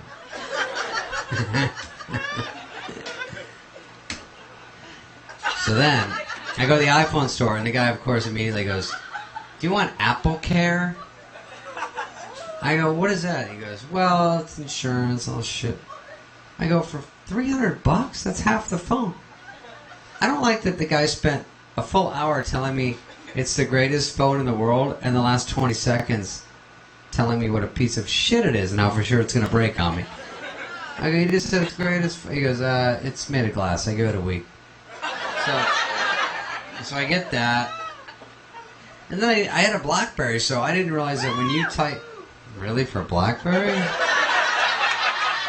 Sounds like it's their home team. BlackBerry in the house. I did have one. I loved it. But an iPhone is... When you do your sentences, it tries to jump ahead and finish them. You understand?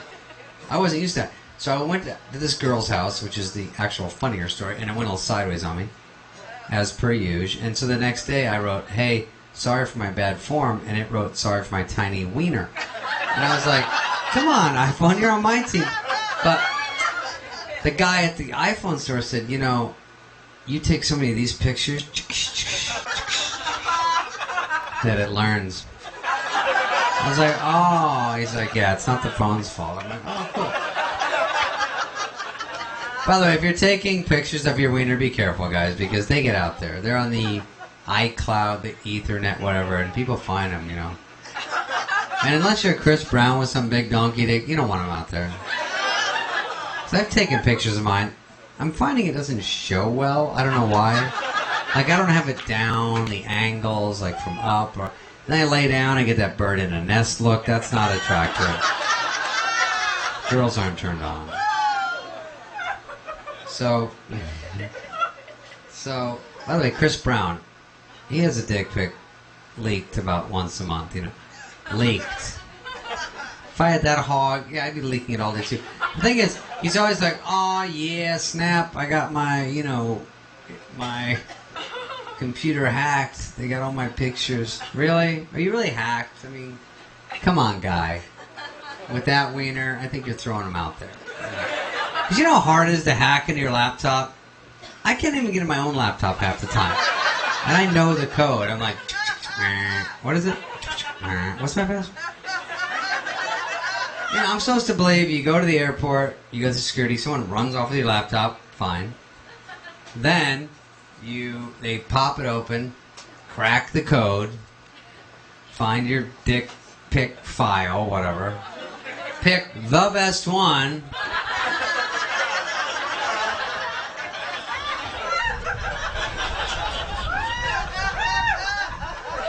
works at gang symbols, and then he's like, oh shit, damn, yo, snap, got hacked, can't believe it. So mad, freaking out. Click this link if you want to see it.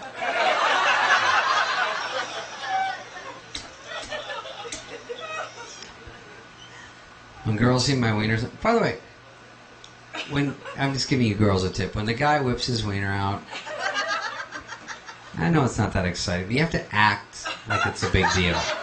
Like, this is what guys want. They don't want... And I know it's just flopping out of some cargo shorts, but you have to act like it's the black velvet at Zales, you know? Like, frickin' Jared or whatever. Like, flops out. You have to be like, oh my god. Like, I'm just telling you, you can even improv. Like, you can be like, oh shit, that's not going in me. Like, make stuff up. Like, that's a good one. I haven't heard yet. Like, no way. Because I get the girls that are like shoulder shruggers. All right, let's do this. I go, that's it? They're like, yeah, you know, why don't you throw my ass while you're at it? I've always thought about it. I think this might be the time. Like, are you sure? They're like, yeah, I just want to sort of practice, you know, for if I ever do it for real. Like, I just want to get like a dress rehearsal going. Because the girls see my wiener, sometimes they go like this to it. I go, it's not a picture, it's not getting any bigger than that. Come on!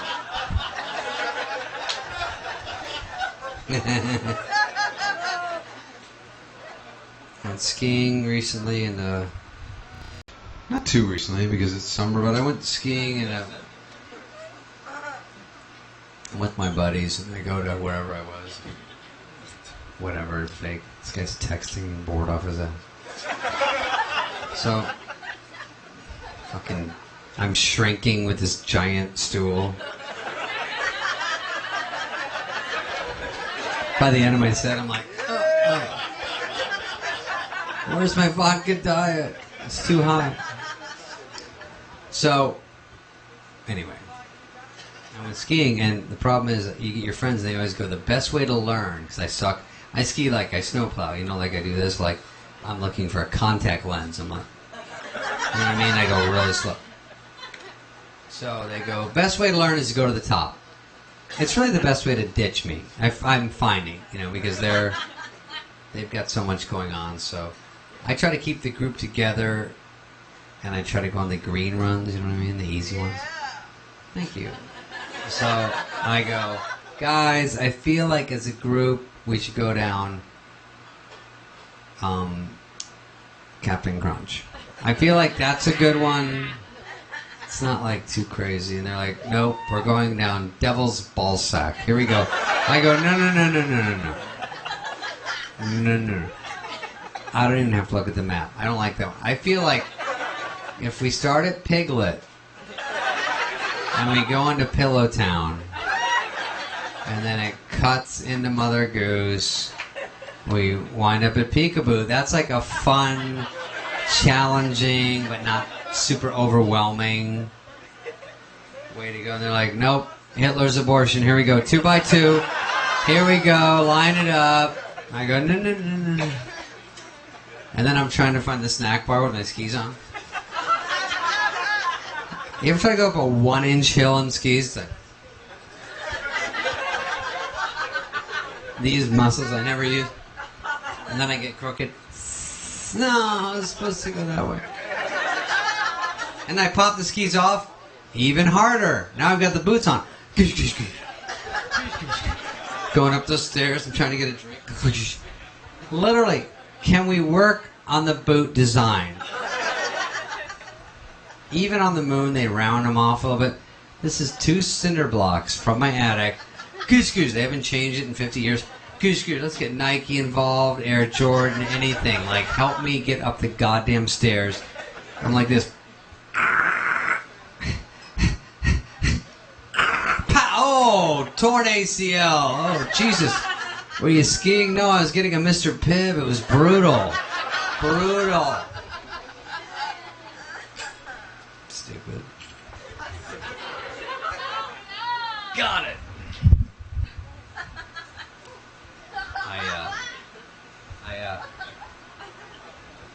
When I used to live in New York, which is right, it's that way. I used to live in New York. I lived in a loft apartment. You know what that is? Loft apartment is where it's so tiny. It's like a studio, but they build a bed out of the wall, so you have more room down here, which is smart. But you have to take a ladder up there. So the landlord goes, listen, are you taking a picture? Yeah. You look really, really good. Oh, good. Okay. No, it was a real photo shoot. I didn't know I would look your way. So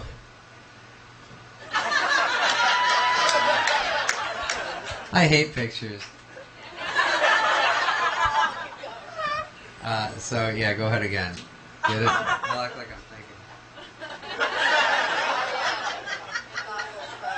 I'll be like, what part of the show was that? Alright, you snoozed. Easy super focus. You just have to pick.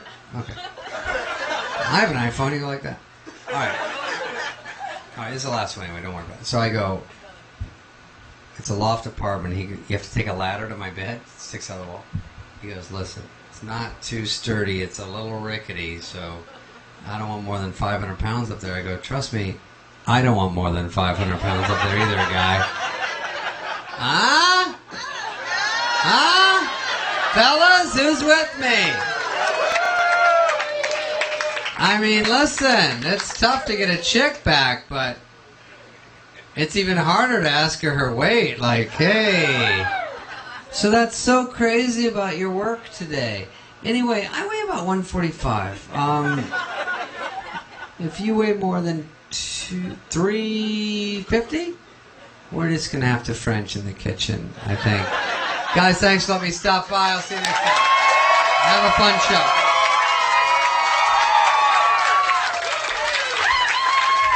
That was David Spade, everybody. Give it up.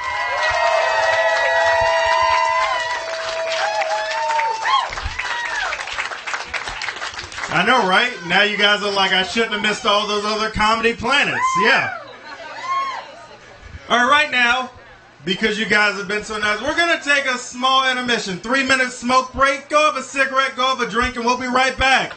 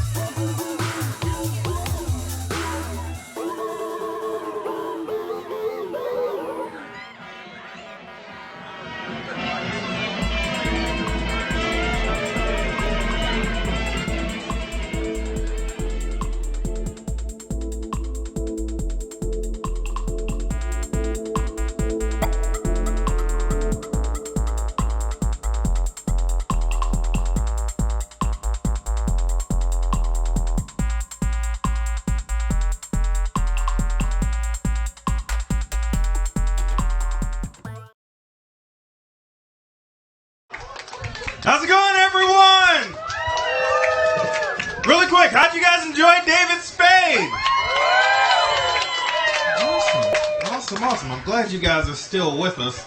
But alright, we still have a lot more Comedy Planet. Give it up for yourselves, by the way. Being the best audience I've seen all night. Give it up. I'm going to start this off again. I'm going to bring up a local opener. I know this person very well because he actually happens to be my older brother. So, I want you to give it up for Mr. Chris Lane.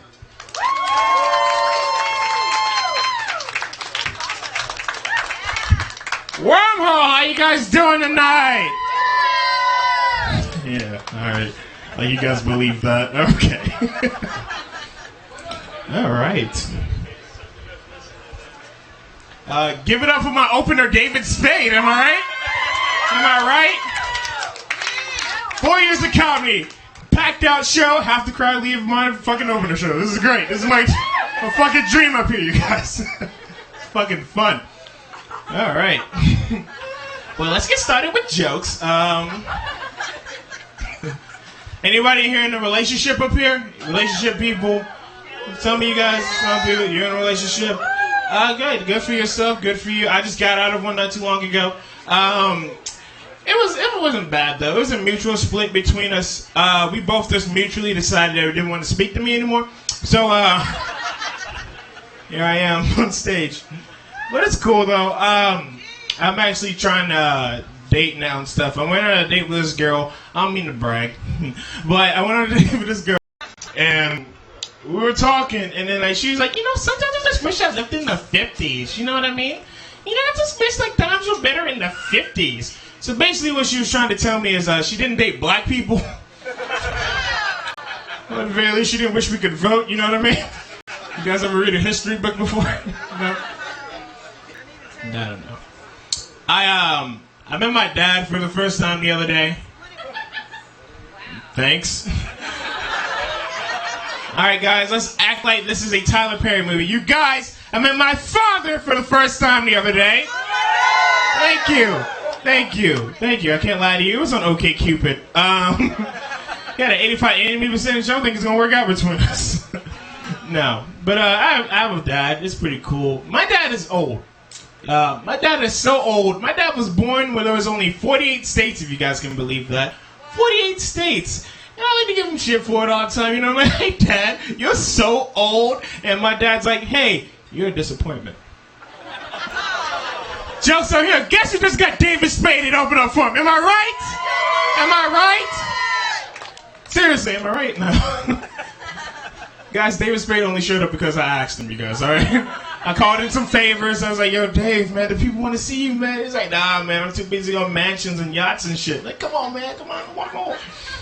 Awesome. I like your sarcasm, man. I appreciate it.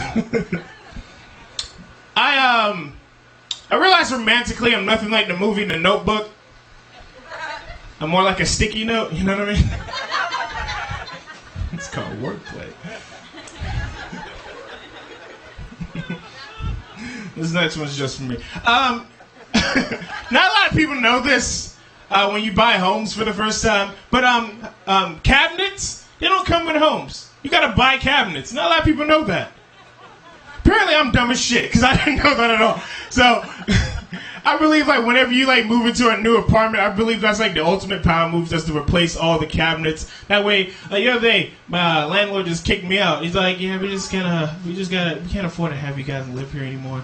I'm sorry, you guys got a month to live here. I'm like, oh, you guys gonna kick me out? Well, give me these goddamn cabinets! Give me all these motherfuckers over here! Give me that sink, so I didn't pay for it. Alright, apparently everybody believes I'm strong enough to rip down a cabinet. Alright, that's cool with me. It was fine with me. It was just for me. But, I'm on stage. You guys like black people? You didn't say anything, sir, and I'll remember you. I'm a black person, I think, but I'm not that black.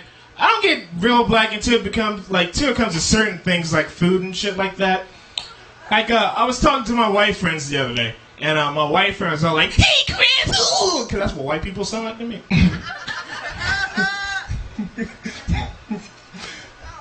You guys know what I mean? You guys know about white people? Let me tell you guys about white people walk like this, black people walk like this. You guys know what I'm talking about, Wormhole?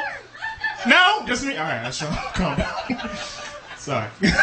No, I was saying I'm with my white friends the other day, and we're going to the drive-thru, going to McDonald's, sitting in the back seat, and look out the window, and I noticed that the McRib is back on the menu. And then I just lost all composure I had. I was like, wait, the McRib back? Oh, McDonald's got the game fucked up, son! What is that? I lost my goddamn! So I don't have any more white friends now. Based on a true story, you know what I mean? You guys ever have a black friend just get weird with you guys? You know what I mean? No? You guys want me to bring back David Spade? Is that what you guys want me to do right now? Alright, ladies and gentlemen, David Spade is gone because he has so much more money than me right now. Come on. You guys gotta deal with me now, alright? I'm sorry. I wish it was different. No, I don't.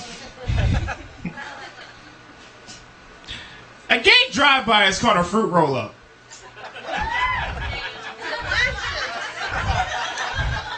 I actually read that on a popsicle. The gayest of the ice creams, if you ask me.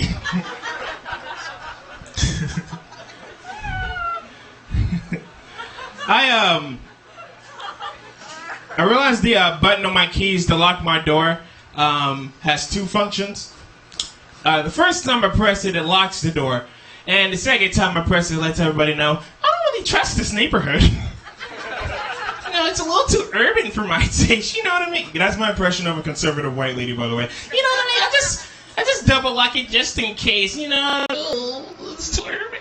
Ooh, you guys like gluten? I don't like gluten. Gluten's not good for me. I don't like gluten. Gluten-free.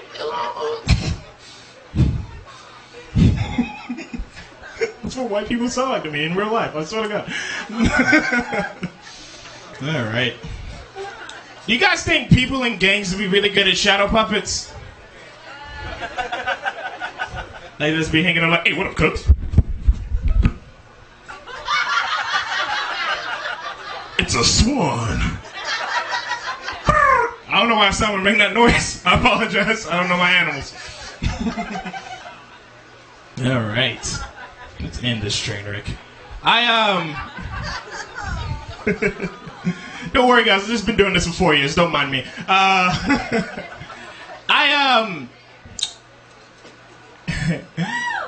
Thanks. 2 people, 1 person. Don't. All right, guys. I'm just soaking it in right now. No, in 4th grade, I'm opening up for you guys. In 4th grade, I was the only black kid in my class. And you know, in 4th grade, I didn't care anything about race, you know what I mean? And everybody was pretty much cool with it until we got the history class and then the civil rights movement came up. Then for some reason, the entire school was shut down. And I just remember this so vividly. I remember my teacher stopping the class, putting her hand on my shoulder and being like, Chris, I wish there was another little black boy or girl in here so you wouldn't have to be in here alone. And even then I was like, I don't think you're supposed to say things like that. That's pretty fucked up, ma'am. There was another time we were going over different countries and continents, and she pointed out Africa and the country of Niger. And she was like, all right, class, here we have Africa. I know this country looks a lot like a word that we can't say because Chris is in the room, but I want you guys to know that we can't say this word. Chris, why are you crying right now? It's 4th grade, man the fuck up. That's how they taught to me in middle school. I was raised very streets. All right. All right. This is fun. People walking back in, don't give a fuck who's on stage right now. That's what I like. Like a don't give a fuck attitude. You guys are real cool. Where's your sunglasses at? No? Before I leave, I gotta ask a very serious question. Ma'am, you right here. I have to ask you, what's your name? Miranda, that's a nice name. Miranda, what do you think a black dolphin sounds like? Choose your words carefully. You already saw what happened to this guy over here. What do you think? I have no idea. Me personally, I think a black dolphin sounded a little bit like what up, nigga? Free my nigga Willie. All right, guys, that's all my time. You guys have a great night.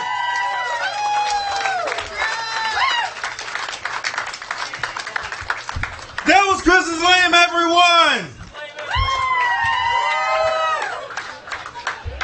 Yes, we do look alike for a reason. The same haircut, the same glasses. Everyone give it up! For your very next comedian, you are going to love him so much, drove all the way down here from Atlanta, Mr. Brian Emond!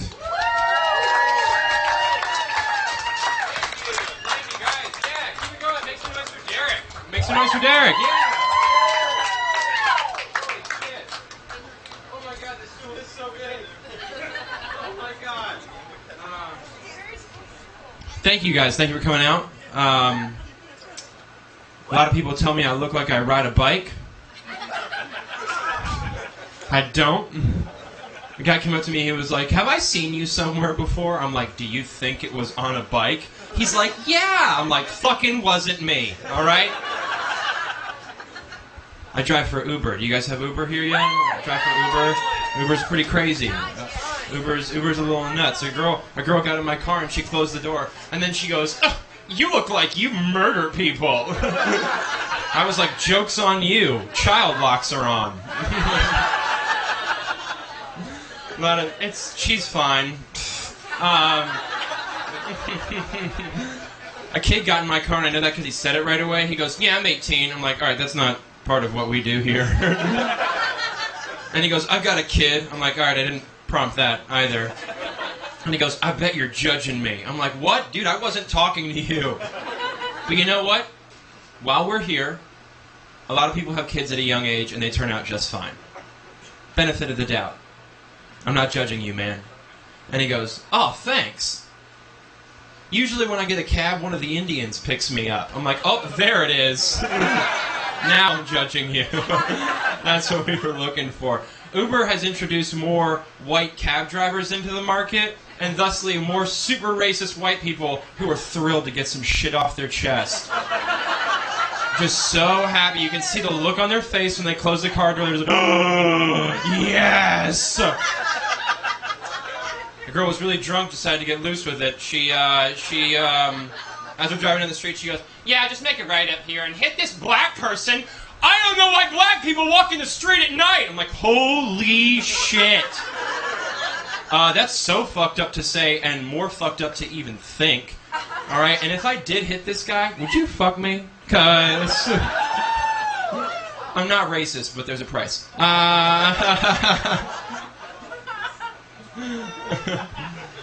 I was walking in the street in Atlanta, actually, and a group of Muslim guys were protesting white people, which, after that last joke, makes sense. And one of them called me White Devil. That's not a big deal. I can take it. It's fine. I would have been more okay with it if we weren't outside of Planet Fitness, and he was severely choosy about whom he called White Devil. There were several white people within range of me who had 100 to 200 pounds of muscle mass, and this guy was like, "White devil." Like the devil would choose me as his earthly avatar. The devil picked a 145-pound pothead to be his avatar of darkness, spreading discontent on the mortal plane, one blunt at a time. Go forth, my minions, and chill. And if any should take arms against you, just be you. Just be you. And my devil brothers would be like, "We should strike now!" And I'm like, "No! We wait!" I hate smoking weed. Where are my weed smokers at? Okay, it's all of you. Whole room's into it.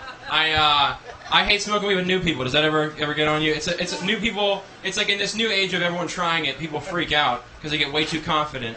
I had to take a guy. I tried it with him. He freaked out, and when I took him he demanded we go to the hospital. And when we got there, he put on the sign-in sheet under condition. He wrote down collapsed lung,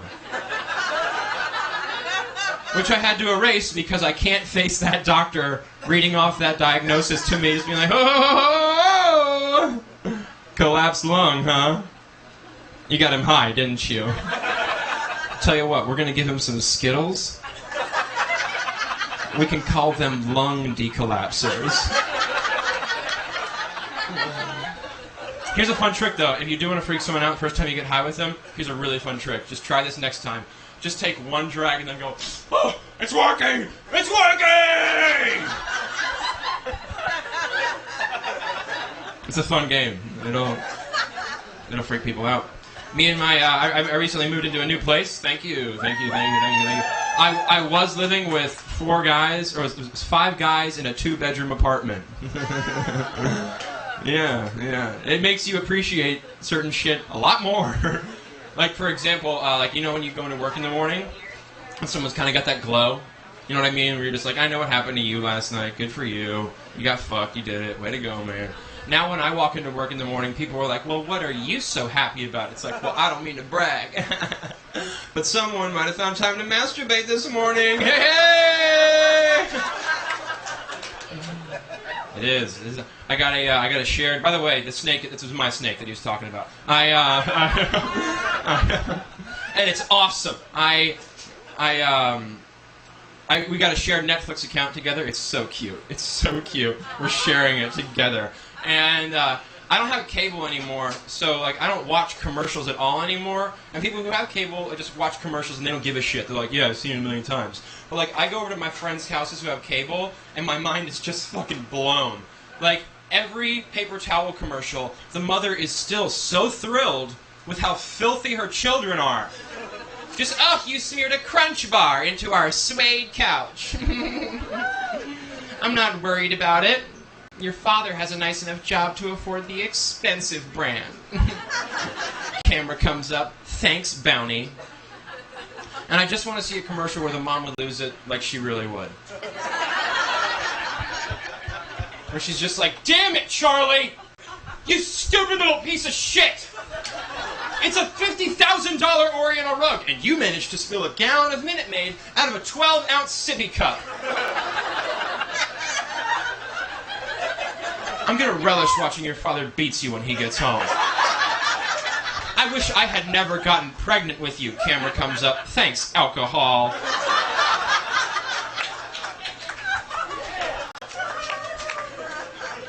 David Spade. His bathroom. I'm up here now.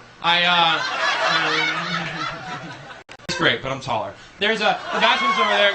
He's gone. He's rich. Who gives a fuck? The bathroom's gonna make me super nervous. Are any of you guys pee shy? Any of you guys in here pee shy? Anyone willing to admit it?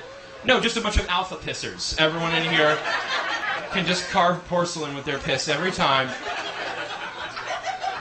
Just through the girls' bathroom. I'm very pee shy. I'm nervous that the guy standing next to me at the urinal, he's gonna hear my stream or lack thereof and judge me on it. And the way I avoid this is I just go pee in the stalls. But before I go pee in the stall, I check that slit in the stall door to see if there's a body in there. And today I forgot that people also shit in those stalls. When I went to look through the first slit in the stall door, there's a man shitting on a toilet, making direct eye contact with me. And I'm not going to break eye contact because I'm not a bitch. But in an effort to alleviate tension with humor, I go, pooping?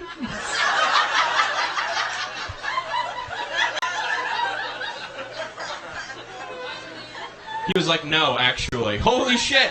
I'm not staring into the eyes of a man who's shitting. I'm staring into the eyes of a man who has to sit down to pee. Suddenly I have the upper hand.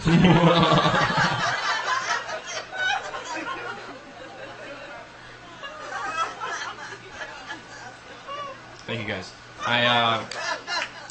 Girl told me I looked like a couture Confederate soldier.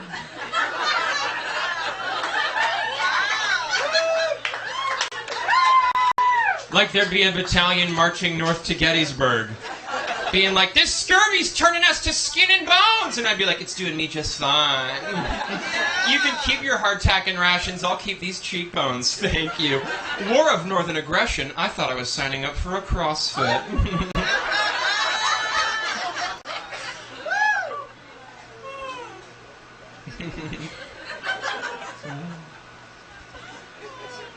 used to work at the mall. I quit. If you want a lesson in humility, try tendering a letter of resignation at a kiosk. That'll show you. That'll take you down a peg. Really horrible people. We had like TV displays, and on one of the displays we had Maleficent, and a guy walked up to it one day and he goes, "Hey, did you hear Angelina? She's like, yeah, no, her tits and ovaries cut off, man. Now she's gonna be a demon, like in this movie." I'm like, dude, where do you get off judging Angelina Jolie? She could look like anything and she'd still be beautiful. All right, Angelina Jolie could have a hairy ass and a beard, and she'd be beautiful. I'm Angelina Jolie. Thank you.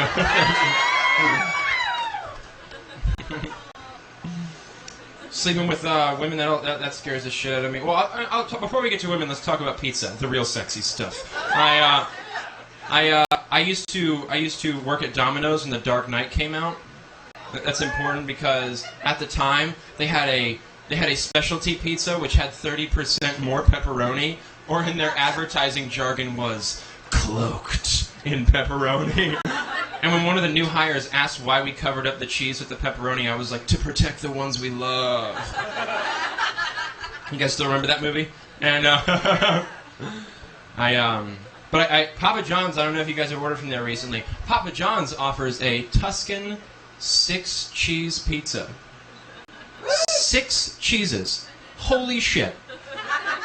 As if anyone who ordered from Papa John's had a palate that could distinguish 6 cheeses. Like any discerning customer called back up was like, yeah, hi, it's Brian. From earlier. Yeah, I was looking at your online menu. Funny, I didn't see a 5-cheese pizza on there anywhere. Because that's what I got. Tell me, have any of your chefs even been to Tusca? Tusca. Who's picking up on Tusca right now? Thank you. By the way, I don't know if you guys heard this, but Steve Harvey just weighed in about Caitlyn Jenner. That was news that popped up on the news. Caitlyn Jenner happened, and then people were like, what does Steve Harvey think? They asked him. They thought he should weigh in on this shit. And he goes, well, a man can do whatever he chooses, but I don't see how I'm supposed to deliver this news to my family. I'm like, Steve, I don't know how you think your family is getting news, but it's not with you walking in the door and announcing shit.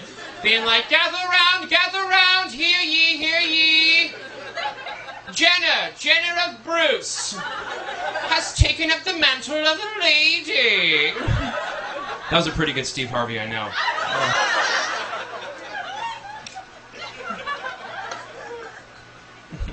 I was in the movies one time. I was watching the Star Trek. I know Star Trek's boring. Get out of here. I was watching the J.J. Abrams Star Trek. I don't know if you guys know this. Tyler Perry's big in Atlanta. He's kind of the whole thing. And he had a cameo in Star Trek, and that blew my mind. He's like in it seriously for a second. We watched it. We saw it. Like me and my entire party. We were like, oh, that's neat. He's in this, and no, it's unremarkable, but that's cool. That's cool that he's in this. The scene's about to end, and a guy a few rows down goes, hey, that's Tyler Perry! Like he won the movie. Yeah, I see your tricks, Hollywood. That's just Tyler Perry dressed up as a man.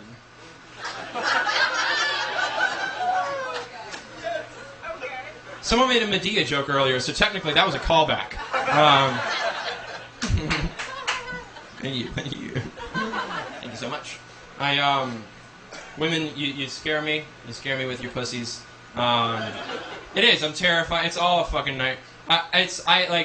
First of all, there's so much pressure. You gotta get out there and get laid, man. You gotta go get fucked. Like a guy told me that. He goes, man, what do you 26, man? You'll never be harder. Yeah, thanks. I'll use that information to my advantage somehow. Walk up to a lady, be like, hey, what's going on? Figured I'd come over here and tell you that I'll never be harder. Let's go. Come on, my biological cock is ticking. Let's go. And it's not gonna matter too. Like they're never gonna count guys up. Like we can brag as much as we want. It's never gonna matter. They're not gonna be at your funeral like loving husband, father, slayer of pussy. It is just it's not gonna work out. It's not. No one cares. No one cares that you're getting pussy. It's not a big deal. And it's scary. Like it's not. I don't think one. I think, well, first of all, I was just with a girl who made me wear a condom and pull out. What are they trying? It's like I understand women have the right to choose, but one or the other. All right.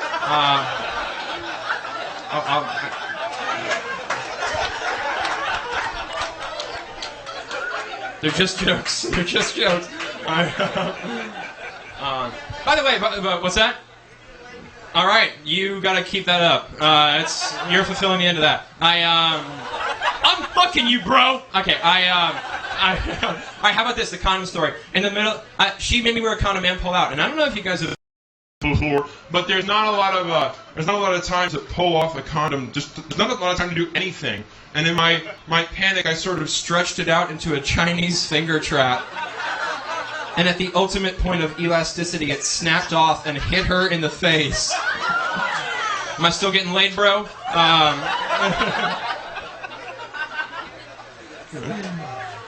It's all scary. I think one. Well, I'm great at eating pussy. All right, that was the least committal brag. I'm great at eating pussy. I was going down on a girl, and before I was going out, and then she goes, I hate mentioning this now, but I hate receiving oral sex. I'm like, well, buckle up, honey, because it's gonna be a long night. I don't do other stuff. And then she goes, no, it's not that. It's just that I haven't shaved in a few days. So I go, that's all right. I'm an earthy boy. No idea what I meant by that. Like I was gonna be like, listen, baby, the Native Americans used to eat hairy pussy all the time. I know how to live off the land. Squanto taught me. Oh, fuck you guys. If you don't like me talking about eating pussy, I'm doing the Lord's work down there, all right?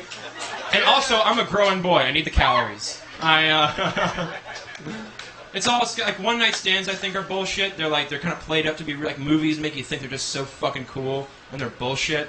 Like the last one I had before we even got started, the girl goes, "So, are you gonna stay hard the whole time?" I'm like, "Why are you introducing anxiety into this?" And then she's like, "Well, are you gonna fuck me good?" Look, I'm gonna try my best. I played JV soccer.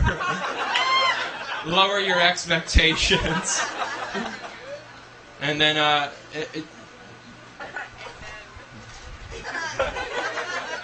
just discouraged, guys. I had a crush on a girl who had herpes. Right? I had a crush on her. And then my logic brain is like, well, that's off the table.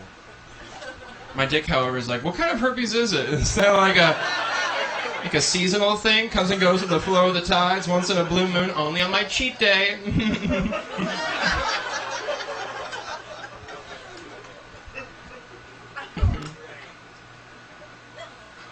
Thank you. You sound awfully seedy, so it wasn't the best endorsement, but thank you so much. I'm fucking that dude. You guys do a lot of, you guys do drugs? You guys do drugs? Did you say Sacagawea? Did you just bring up a historical Native American in hopes that it would? Thank you. Sacagawea, everyone. She's on the golden dollar. I do a lot of drugs. I blame drug use though, not on like any influence. I blame it all on. Like, do you guys remember in middle school when they sent that counselor in, and he was such a case for? I swear, he wandered in. They were like Q&A session. You're like, great, let's do this. He's like, hey everyone, what's going on? You're like, first question, how was weed? He's like,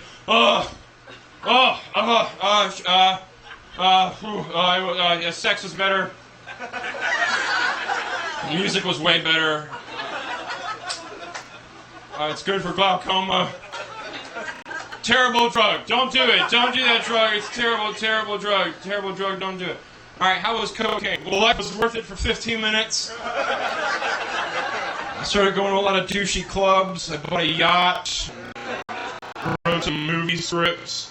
All right, how was meth? I developed a southern accent. All right. You guys were okay when I snapped a condom in a girl's face. All right. All right. How was acid? You ever seen that Power Rangers movie? It's like that, pretty dope. Alright, how was heroin? Oh, you know when Jesus has like, you know, is like on the cross, you know, light shining up behind him, man? It's like that. I'll get out of here soon, guys. Thank you for the punctuating cough.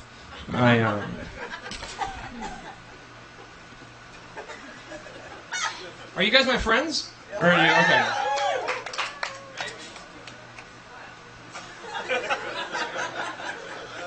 Please don't hurt me. It's kind of what it came off as.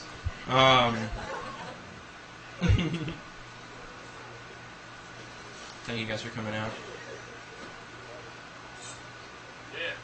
Thank you. Yeah. For this next joke, I have a girlfriend. Right? Would you guys go with it if I said I had a girlfriend? Would you?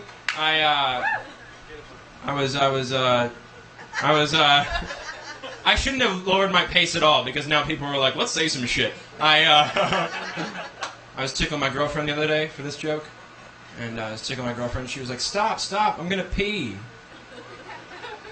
I was like, well, that would be worth it. So I go back to.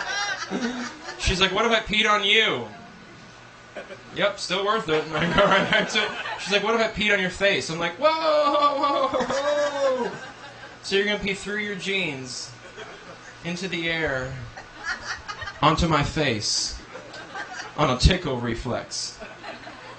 Baby, I'm obligated. I go back to. Turns out girls can't aim. Guys, thank you so much. I'm Brian Emond. Enjoy the rest of the show. Thank you guys so much.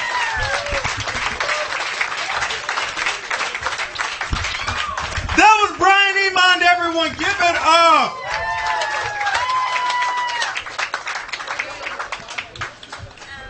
And I'm about to bring you our second headliner of the night. Also came down from Atlanta. She is the funniest person you are going to see all night. No offense to the other comics. Give it up for Miss Paige Bowman!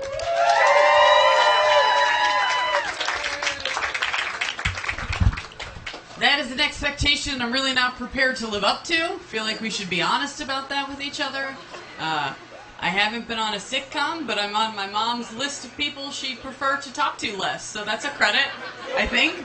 I was actually on the Papa John's website earlier today, just like building my dream pizza. Tuscan 5 cheeses. It's good. And Papa John's always has a deal. It's buy one pizza, get one of equal or lesser value free. Now, I went to a public school, but I can do the math here. 2 pizzas, 1 person. It's sad. So I also like to order a 2-liter just to make it seem like there's a party. And when Zach, the delivery guy, shows up, I'm like, hey guys, the pizza's here.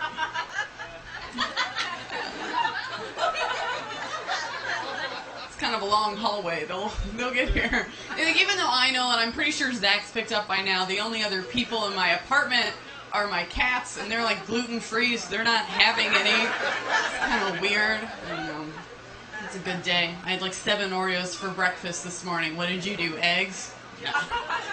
Wrong. But I told a friend that, and she's like, ew, Paige, that's disgusting. I was like, oh, that's harsh, Liz. And she's like, but it could have been worse. What if you would have eaten 10 Oreos for breakfast this morning? I was like, look, 5:45 a.m. spin class, bitch. I ran out of milk, not purpose, okay? I could have finished the whole bag. I keep a fork in my desk drawer just in case someone brings cake into the office. I am not fucking around. No one ever brought cake at my old job. They just brought useless things like their children. It's pretty upsetting. And a 6-year-old come up to me one day and she's like, I have a boyfriend. And I said, well, you don't have to brag about it, you little bitch. So I have a new job now, because I was asked to leave. I have a new job, and I've really quickly cemented my reputation as the girl who's always eating, which is good and bad. There's a lot of food in this office. I went by the break room on Tuesday, and there was a donut. It looked really good, but I was like, I actually just had a snack, so I don't want anyone to see me with this, so I walked away. Came back about 30 minutes later, the donut was gone, and I started crying. I was like, oh man, that's the one that got away. I should write a rock ballad about this and get very famous. It's a new job, and I work with a boss now who's a real human man, and he has apparently seen all my stand-up videos, which is uncomfortable. Have you ever gotten coffee for someone who has seen you say, like, all of the words? Like, all of them? I will say it's kind of like a feminist wet dream job, because, like, I and Paige just boss him around all day, tell him, you know, where he's supposed to be and when he's supposed to be there. Some people call that being an assistant. I call it just pushing the patriarchy off my back, you know? Just, like, doing my best. And I thought that things would be awkward with us, but then I found out we both really like HBO's new show, Ballers. Is anyone else watching this? One person is living their life right. The rest of you, step it up. Because this show's amazing, and it stars The Rock. And I think if Donald Trump can run for president, The Rock can win an Emmy. So, now, 9 a.m. on Monday morning, my boss and I have a meeting. It's recurring, which is a fancy new term I learned. It's just called Rock Talk. We just talk about The Rock. It's pretty great. I work in financial services, which is like going to a frat party that your friend Melissa told you would be fun, but you can't leave. You have to be there for 8 hours, not just till she finds someone to hook up with.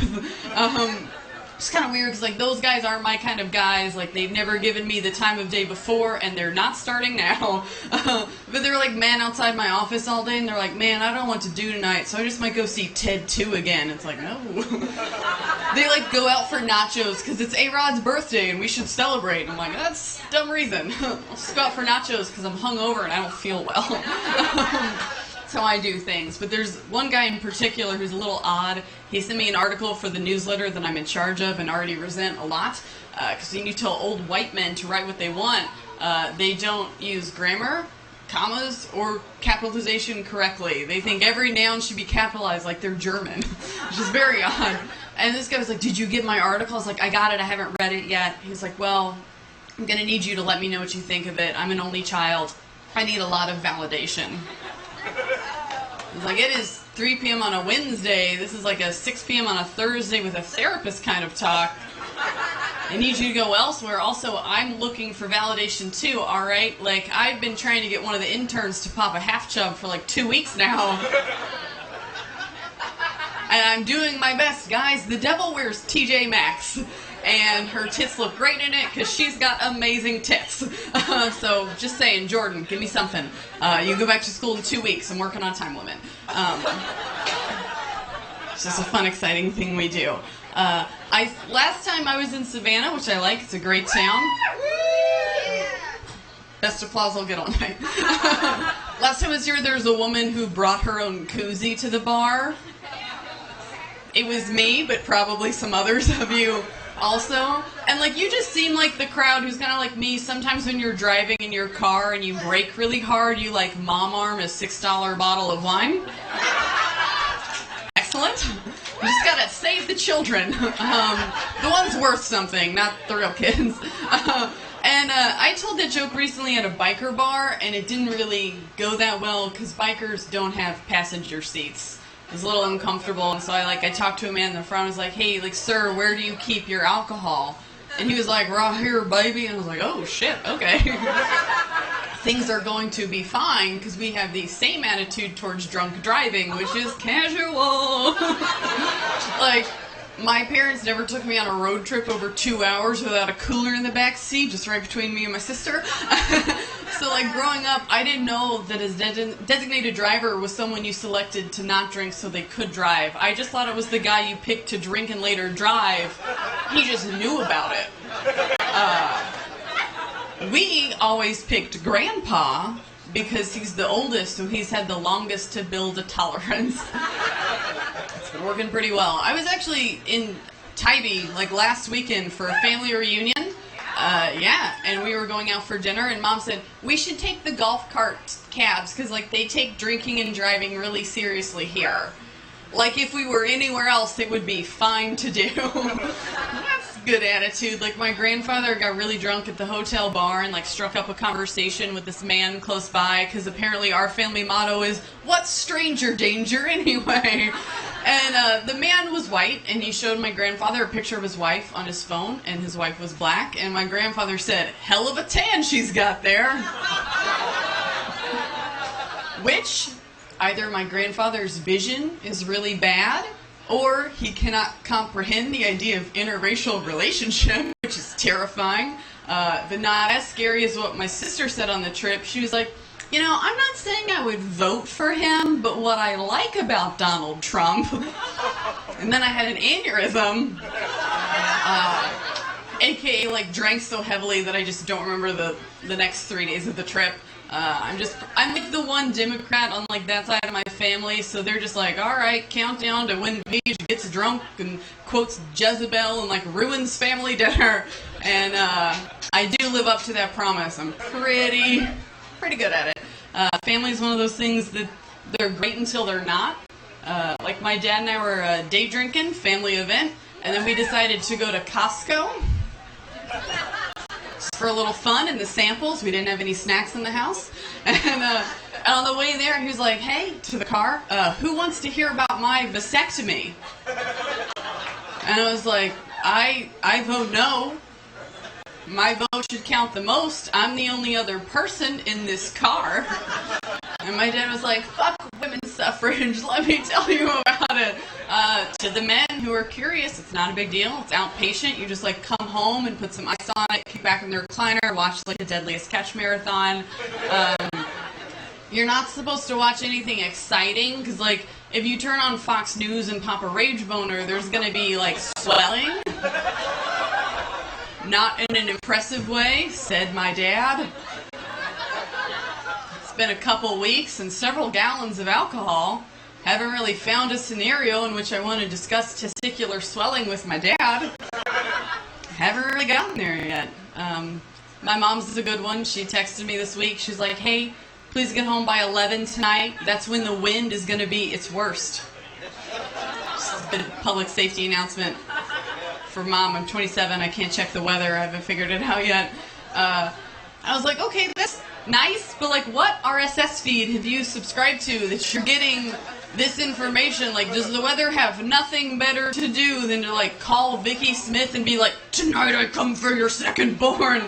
Like, go ruin Alabama, like the job's only half done, just like take care of it. Oh what, we're loyal to Alabama now? Come on. I don't know what their football team is, but pretend I said their name and suck. I'm not really up on the SEC. I don't know a lot.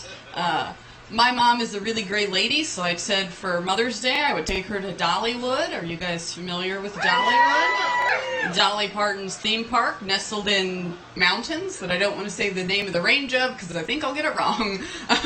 And so we went, and thank you. We went to Dollywood. Tickets to Dollywood are like $60, and I'm really poor, so my mom took me to Dollywood for Mother's Day. Very good moment for me. I will say this, she can really swipe a credit card, but she's not much of a tour guide. We were on the way there, we drove through Knoxville, and we were driving over a bridge, and she said, "You know, this is the bridge your grandmother jumped off of to end her life." And I was like, okay, this will be the low point of the day. And it wasn't. The day got worse. We got to Dollywood, and we spent like 2 hours waiting in line to get in the parking lot. She said, "You know I don't like rides." Dollywood is a theme park. When you take away the rides, it's just like a cappella 50s gospel music and pork rinds. That's all there is for the whole day. But my mom likes something else there. She likes the Birds of Prey show. You guys know about this, where they just like bullied falcons into flying diagonal lines for food, which is kind of sad. But it's a really popular show, so we had to get there early. We got there like half an hour before it started, and then spent the next 30 minutes pretending we weren't already out of things to talk about. It was very nice. And then the bird show started. Holy shit, this thing was incredible. They had like two women who came out to talk about the birds, and one of them kind of looked like her hobbies were birds and nervous laughter. Like she fitted, but the other one had like a great voice, killer bone structure, amazing bangs. I was like, hey, you're the Jennifer Lawrence of this Dollywood. Like, go marry Bradley Cooper. Get out of here. There's still a chance for you. And then my mom, not liking rides, we just left Dollywood. We paid $60 to be there for an hour and a half. Totally worth it for her. But we were leaving, and there's a lot of traffic, I guess. And my mom like yelled at all the people driving fast. She's like, "There are families leaving Dollywood. You need to be careful." I was like, "Actually, a car accident sounds like an excellent exit strategy right now. I would really like to leave." So, that's... All right, you guys don't want to get in a car accident with your mom. I think it would be a pretty great bonding experience. I think it'd be really fun. My mom is sweet in another way. She's like always watching out for me. She calls me like twice a year and says, "I just met your future husband." And that is a weird cake no matter where you cut it. It's kind of weird. And the last guy, she's like, "Paige, I think this is the guy. I think you'd really like him. He's really into like family and kids, and he's like super outdoorsy." I was like, "Well, I got fired from my job for calling a 6-year-old a bitch. And I broke a sweat trying on jeans in Target today." So, I don't know what your algorithm is, but it probably needs a tweak. And she's like, no, he's so cool. He's got this great job. He's an auctioneer. And his name is Sterling. So this man just has the worst possible facial hair imaginable, one would assume, and probably like a pocket watch that he insists on wearing. And I was like, that doesn't sound like my kind of guy. And I was like, actually, I got a question. Is his last name Silver? Because if his name is Sterling Silver, book the church. I'm gonna marry this idiot and start the finest line of jewelry that a Walmart's ever sold. And we'll be really happy together, I think. I think it'll be really nice for us together. I don't do that well with men. They make me uncomfortable, so I don't really talk to them a lot. But I recently did whistle at a fella from my car. I know. I liked what I saw. Girls will be girls. And then I realized, like, I'm a feminist. Like, if someone catcalled me or something, I'd be pretty mad about it. Probably go on Tumblr and complain. And... you know, not a good thing to do, but then I realized, like, feminism isn't really going well. So maybe if men can't treat women better, women should just treat men worse. Because it's technically still equality. I think if you look at it like that. I just know I'm doing my part. I have a boyfriend, and I treat him like an unpaid intern. Like, look, baby, you don't have to rub my feet, but I want you to get credit for this semester. I don't want to have to call the dean. I didn't really even want a boyfriend, but my cats were tired of being the big spoon, so I had to, like, go out and find one. Super annoying. I have 2 cats because I have 2 hands, and I think that's the way God would want it. Like, both at the same time. And I've had my, you know, the older cat for longer, and so she got pretty mad when I trotted in this sexy young kitten with a lot of energy. And it used to be that she would sit in my window, and I'd walk across my apartment complex at night, and she'd, like, wait for me to come home, and I'd see her as, like, oh, man, that's so sweet. Someone's waiting for me. Someone cares about me. But it's a cat, so she really doesn't. And then I got the new kitten, and I was like, this is taking a different tone, because, like, now if I get brutally murdered in my apartment complex, like, she's not going to help the police solve the crime, like, at all. And, like, guys, it's a joke. Look at me. I'm way too boring for anyone to want to kill me. Like, it's not happening, but, like, in my mind, when it does happen, my murder, there's a cop who gets assigned to the case, and he's this young rookie detective with, like, amazing hair. And he gets, like, really into it, and he's, like, looking around my apartment. He's like, wow, 2 framed cat puzzles and some rotting apples. Who took this angel from us? He, like, gets way too involved in the case, and his like, supervisor, like, you gotta let it go. And he's like, I can't let it go. And then he realizes he sees all the cat hair in the window, so he's like, oh, man, I bet the cats saw everything. And that's perfect, because he can mind meld with animals, right? Why not? And he, like, goes to talk to my cat. He's like, Miss Katana, what can you tell me about the night in question? And my cat's like, well, she was wearing these ankle boots that make her thighs look huge. And he's like, that's not really what we're looking for. Is there anything unusual about the night in question? And my cat's like, well, she didn't leave Netflix on for us like she usually does, so I'm glad that bitch is dead. My murder never gets solved. But it does inspire this amazing Lifetime movie starring, like, 2 Baldwin brothers called Murder, She Meowed. And It gets amazing ratings. I don't know.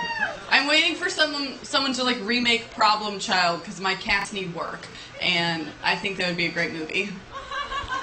Cat people over here, the rest of you, if I changed it to dog, would it matter? Would you believe it? You'd be like, no, I don't think so. But it's really great that you guys mentioned cats, because usually I have to, and it's super awkward to just like bring it up. I'm really tired of all the perfect women you see in cat food commercials. I don't know if you've seen as many of them as I have, but the women kind of don't even look like they own cats. Kind of weird. You only see them from the knee down, but those gals give good shin, okay? They don't have any bruises, and it's like, hey, where is your coffee table that you're not always running into it? Tell me your secrets. I just want to see someone like me in that commercial, someone who's tucking in her shirt like it's fine and it's not fine. Someone who like goes to pour food but misses the bowl and just walks away and is like, you'll find it if you're hungry. Zach's here with my pizza. Fuck off. Just like the mommy dearest of cat parenting. Doing my best. I also think we need to be careful with the cats in those commercials because they look pretty good. I'm worried about the message we're sending to like the kittens of tomorrow and like the next generation that you need to look fancy feast flawless to roll out of bed for breakfast in the morning. It's an unrealistic beauty expectation, and I won't stand for it, okay? Yes, all cats. All of you are beautiful. All of you matter. Not women, though. You're still monsters who have to fix everything. We could fix all my problems really easily if any of you work in advertising. Please put a man in one of those commercials. Not because of equality, just because I don't really watch pornography, but I think that would do it for me. I do want to give out a shout out to the ladies in the room. I heard some of you outside earlier. You looked at each other and you said, no crying tonight, and then you came inside. I don't know if you're still here, but it seems like you're doing great on the not crying thing. I think it's been more laughter than anything else, but you probably left after David Spade did, so that's fine too. And like sometimes it's weird when you see groups of women at comedy shows, because I was at an open mic and there was a bachelorette party, which sounds like it could be fun. But it was a Tuesday, so these girls really left it to the last minute, because that's usually more of a weekend activity. And I was like, okay, this is kind of weird. Like, do you guys just not have jobs you care about tomorrow? Because, like, hey, look, I watch Hulu at my desk, but I pretend that I'm not. Like, I'm with it. And they were like, no, we're college students, so, you know, we can go out tonight. I was like, oh, so you still have dreams. That's great. The wedding's gonna go perfectly. And I was like, okay, so like you didn't like make a dick cake, but you came here for like dick jokes. That's beautiful. And I guess I was like, I'll tell you one. Why not, right? And it's actually weird because like the other day I was eavesdropping because cable is really expensive. And I heard a guy, and he was like pitching himself to this girl. He was like, hey, look, I am 5'5", and I am unemployed. But if you need the volume changed on your television, like, I don't have to stand up to do that. And I was like, girl, just get a remote. Men aren't worth the trouble. But that was his way of telling her that he had a 9-inch penis. Which, like, I did really well on my ACTs, and I did not pick up the context clues of that conversation. That's really advanced. Like, if this girl got that, she should go to Harvard tomorrow. She should run the country. I'd vote for her for president. Or, you know, Air Bud. I mean, Donald Trump, whatever. And, like, good for them, right? But, like, I don't have the blowjob confidence to wear, like, shiny lip gloss. So, like, there are some sandwiches that I can't get my mouth around. I have no interest in this 9-inch Italian BMT that he's serving up. That sounds kind of terrifying. Like, I haven't felt confidence like that since my mom sent me to the middle school book fair with a blank check in my hand. Like, yeah, I can do it. So, I don't know. Stacks on stacks on stacks of books learning. So dumb. They went home together. I'm sure they had a lovely time, but like I wanted to know some things about this guy. I wanted to know how small his apartment was, that his sofa and his television were within dick reach of each other. It's a small apartment. Also, my mom's friend Dolores gave me my flat screen, so please keep your dick off my Samsung. Thank you. It's politeness. I'll leave you guys with this. You guys have been an excellent crowd to everyone who was here. We really appreciate that. I can tell you that. We've got a long car ride home tomorrow, and it'll be pleasant since we've mostly done well. That'll be very nice. They'll just sleep in the back and check their phones while I drive like an unhappy mother.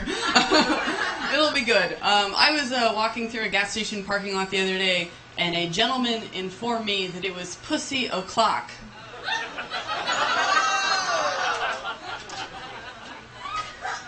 I didn't know about that one.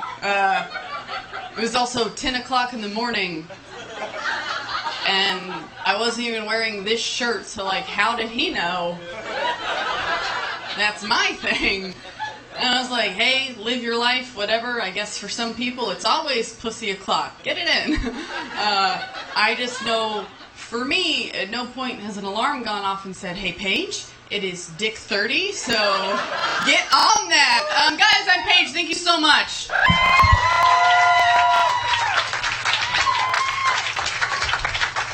That was Paige Bowman. Give it up, everybody! All right, you guys, I want you to give it up for all the comedians. Paige Bowman, Kevin Saucier, Brian Emond, Andrew Michael, Zach Albers, Chris Lame, and of course, me. Give it up for me, really. I mean, this is Comedy Planet, and we do this every first Saturday. Make sure you check out, just Google it. Thank you. And ladies and gentlemen, stick around, the bar is not closed. We're going to be having some DJs tonight spinning some wonderful stuff for you. We're going to turn on the dance lights and release the fog.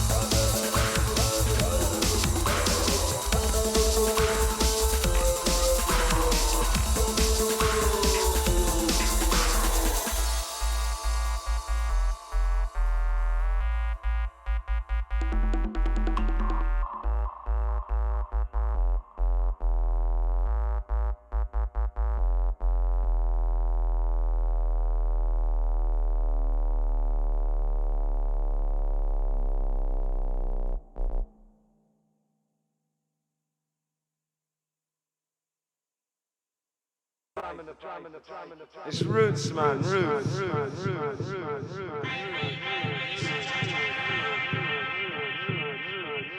You know what?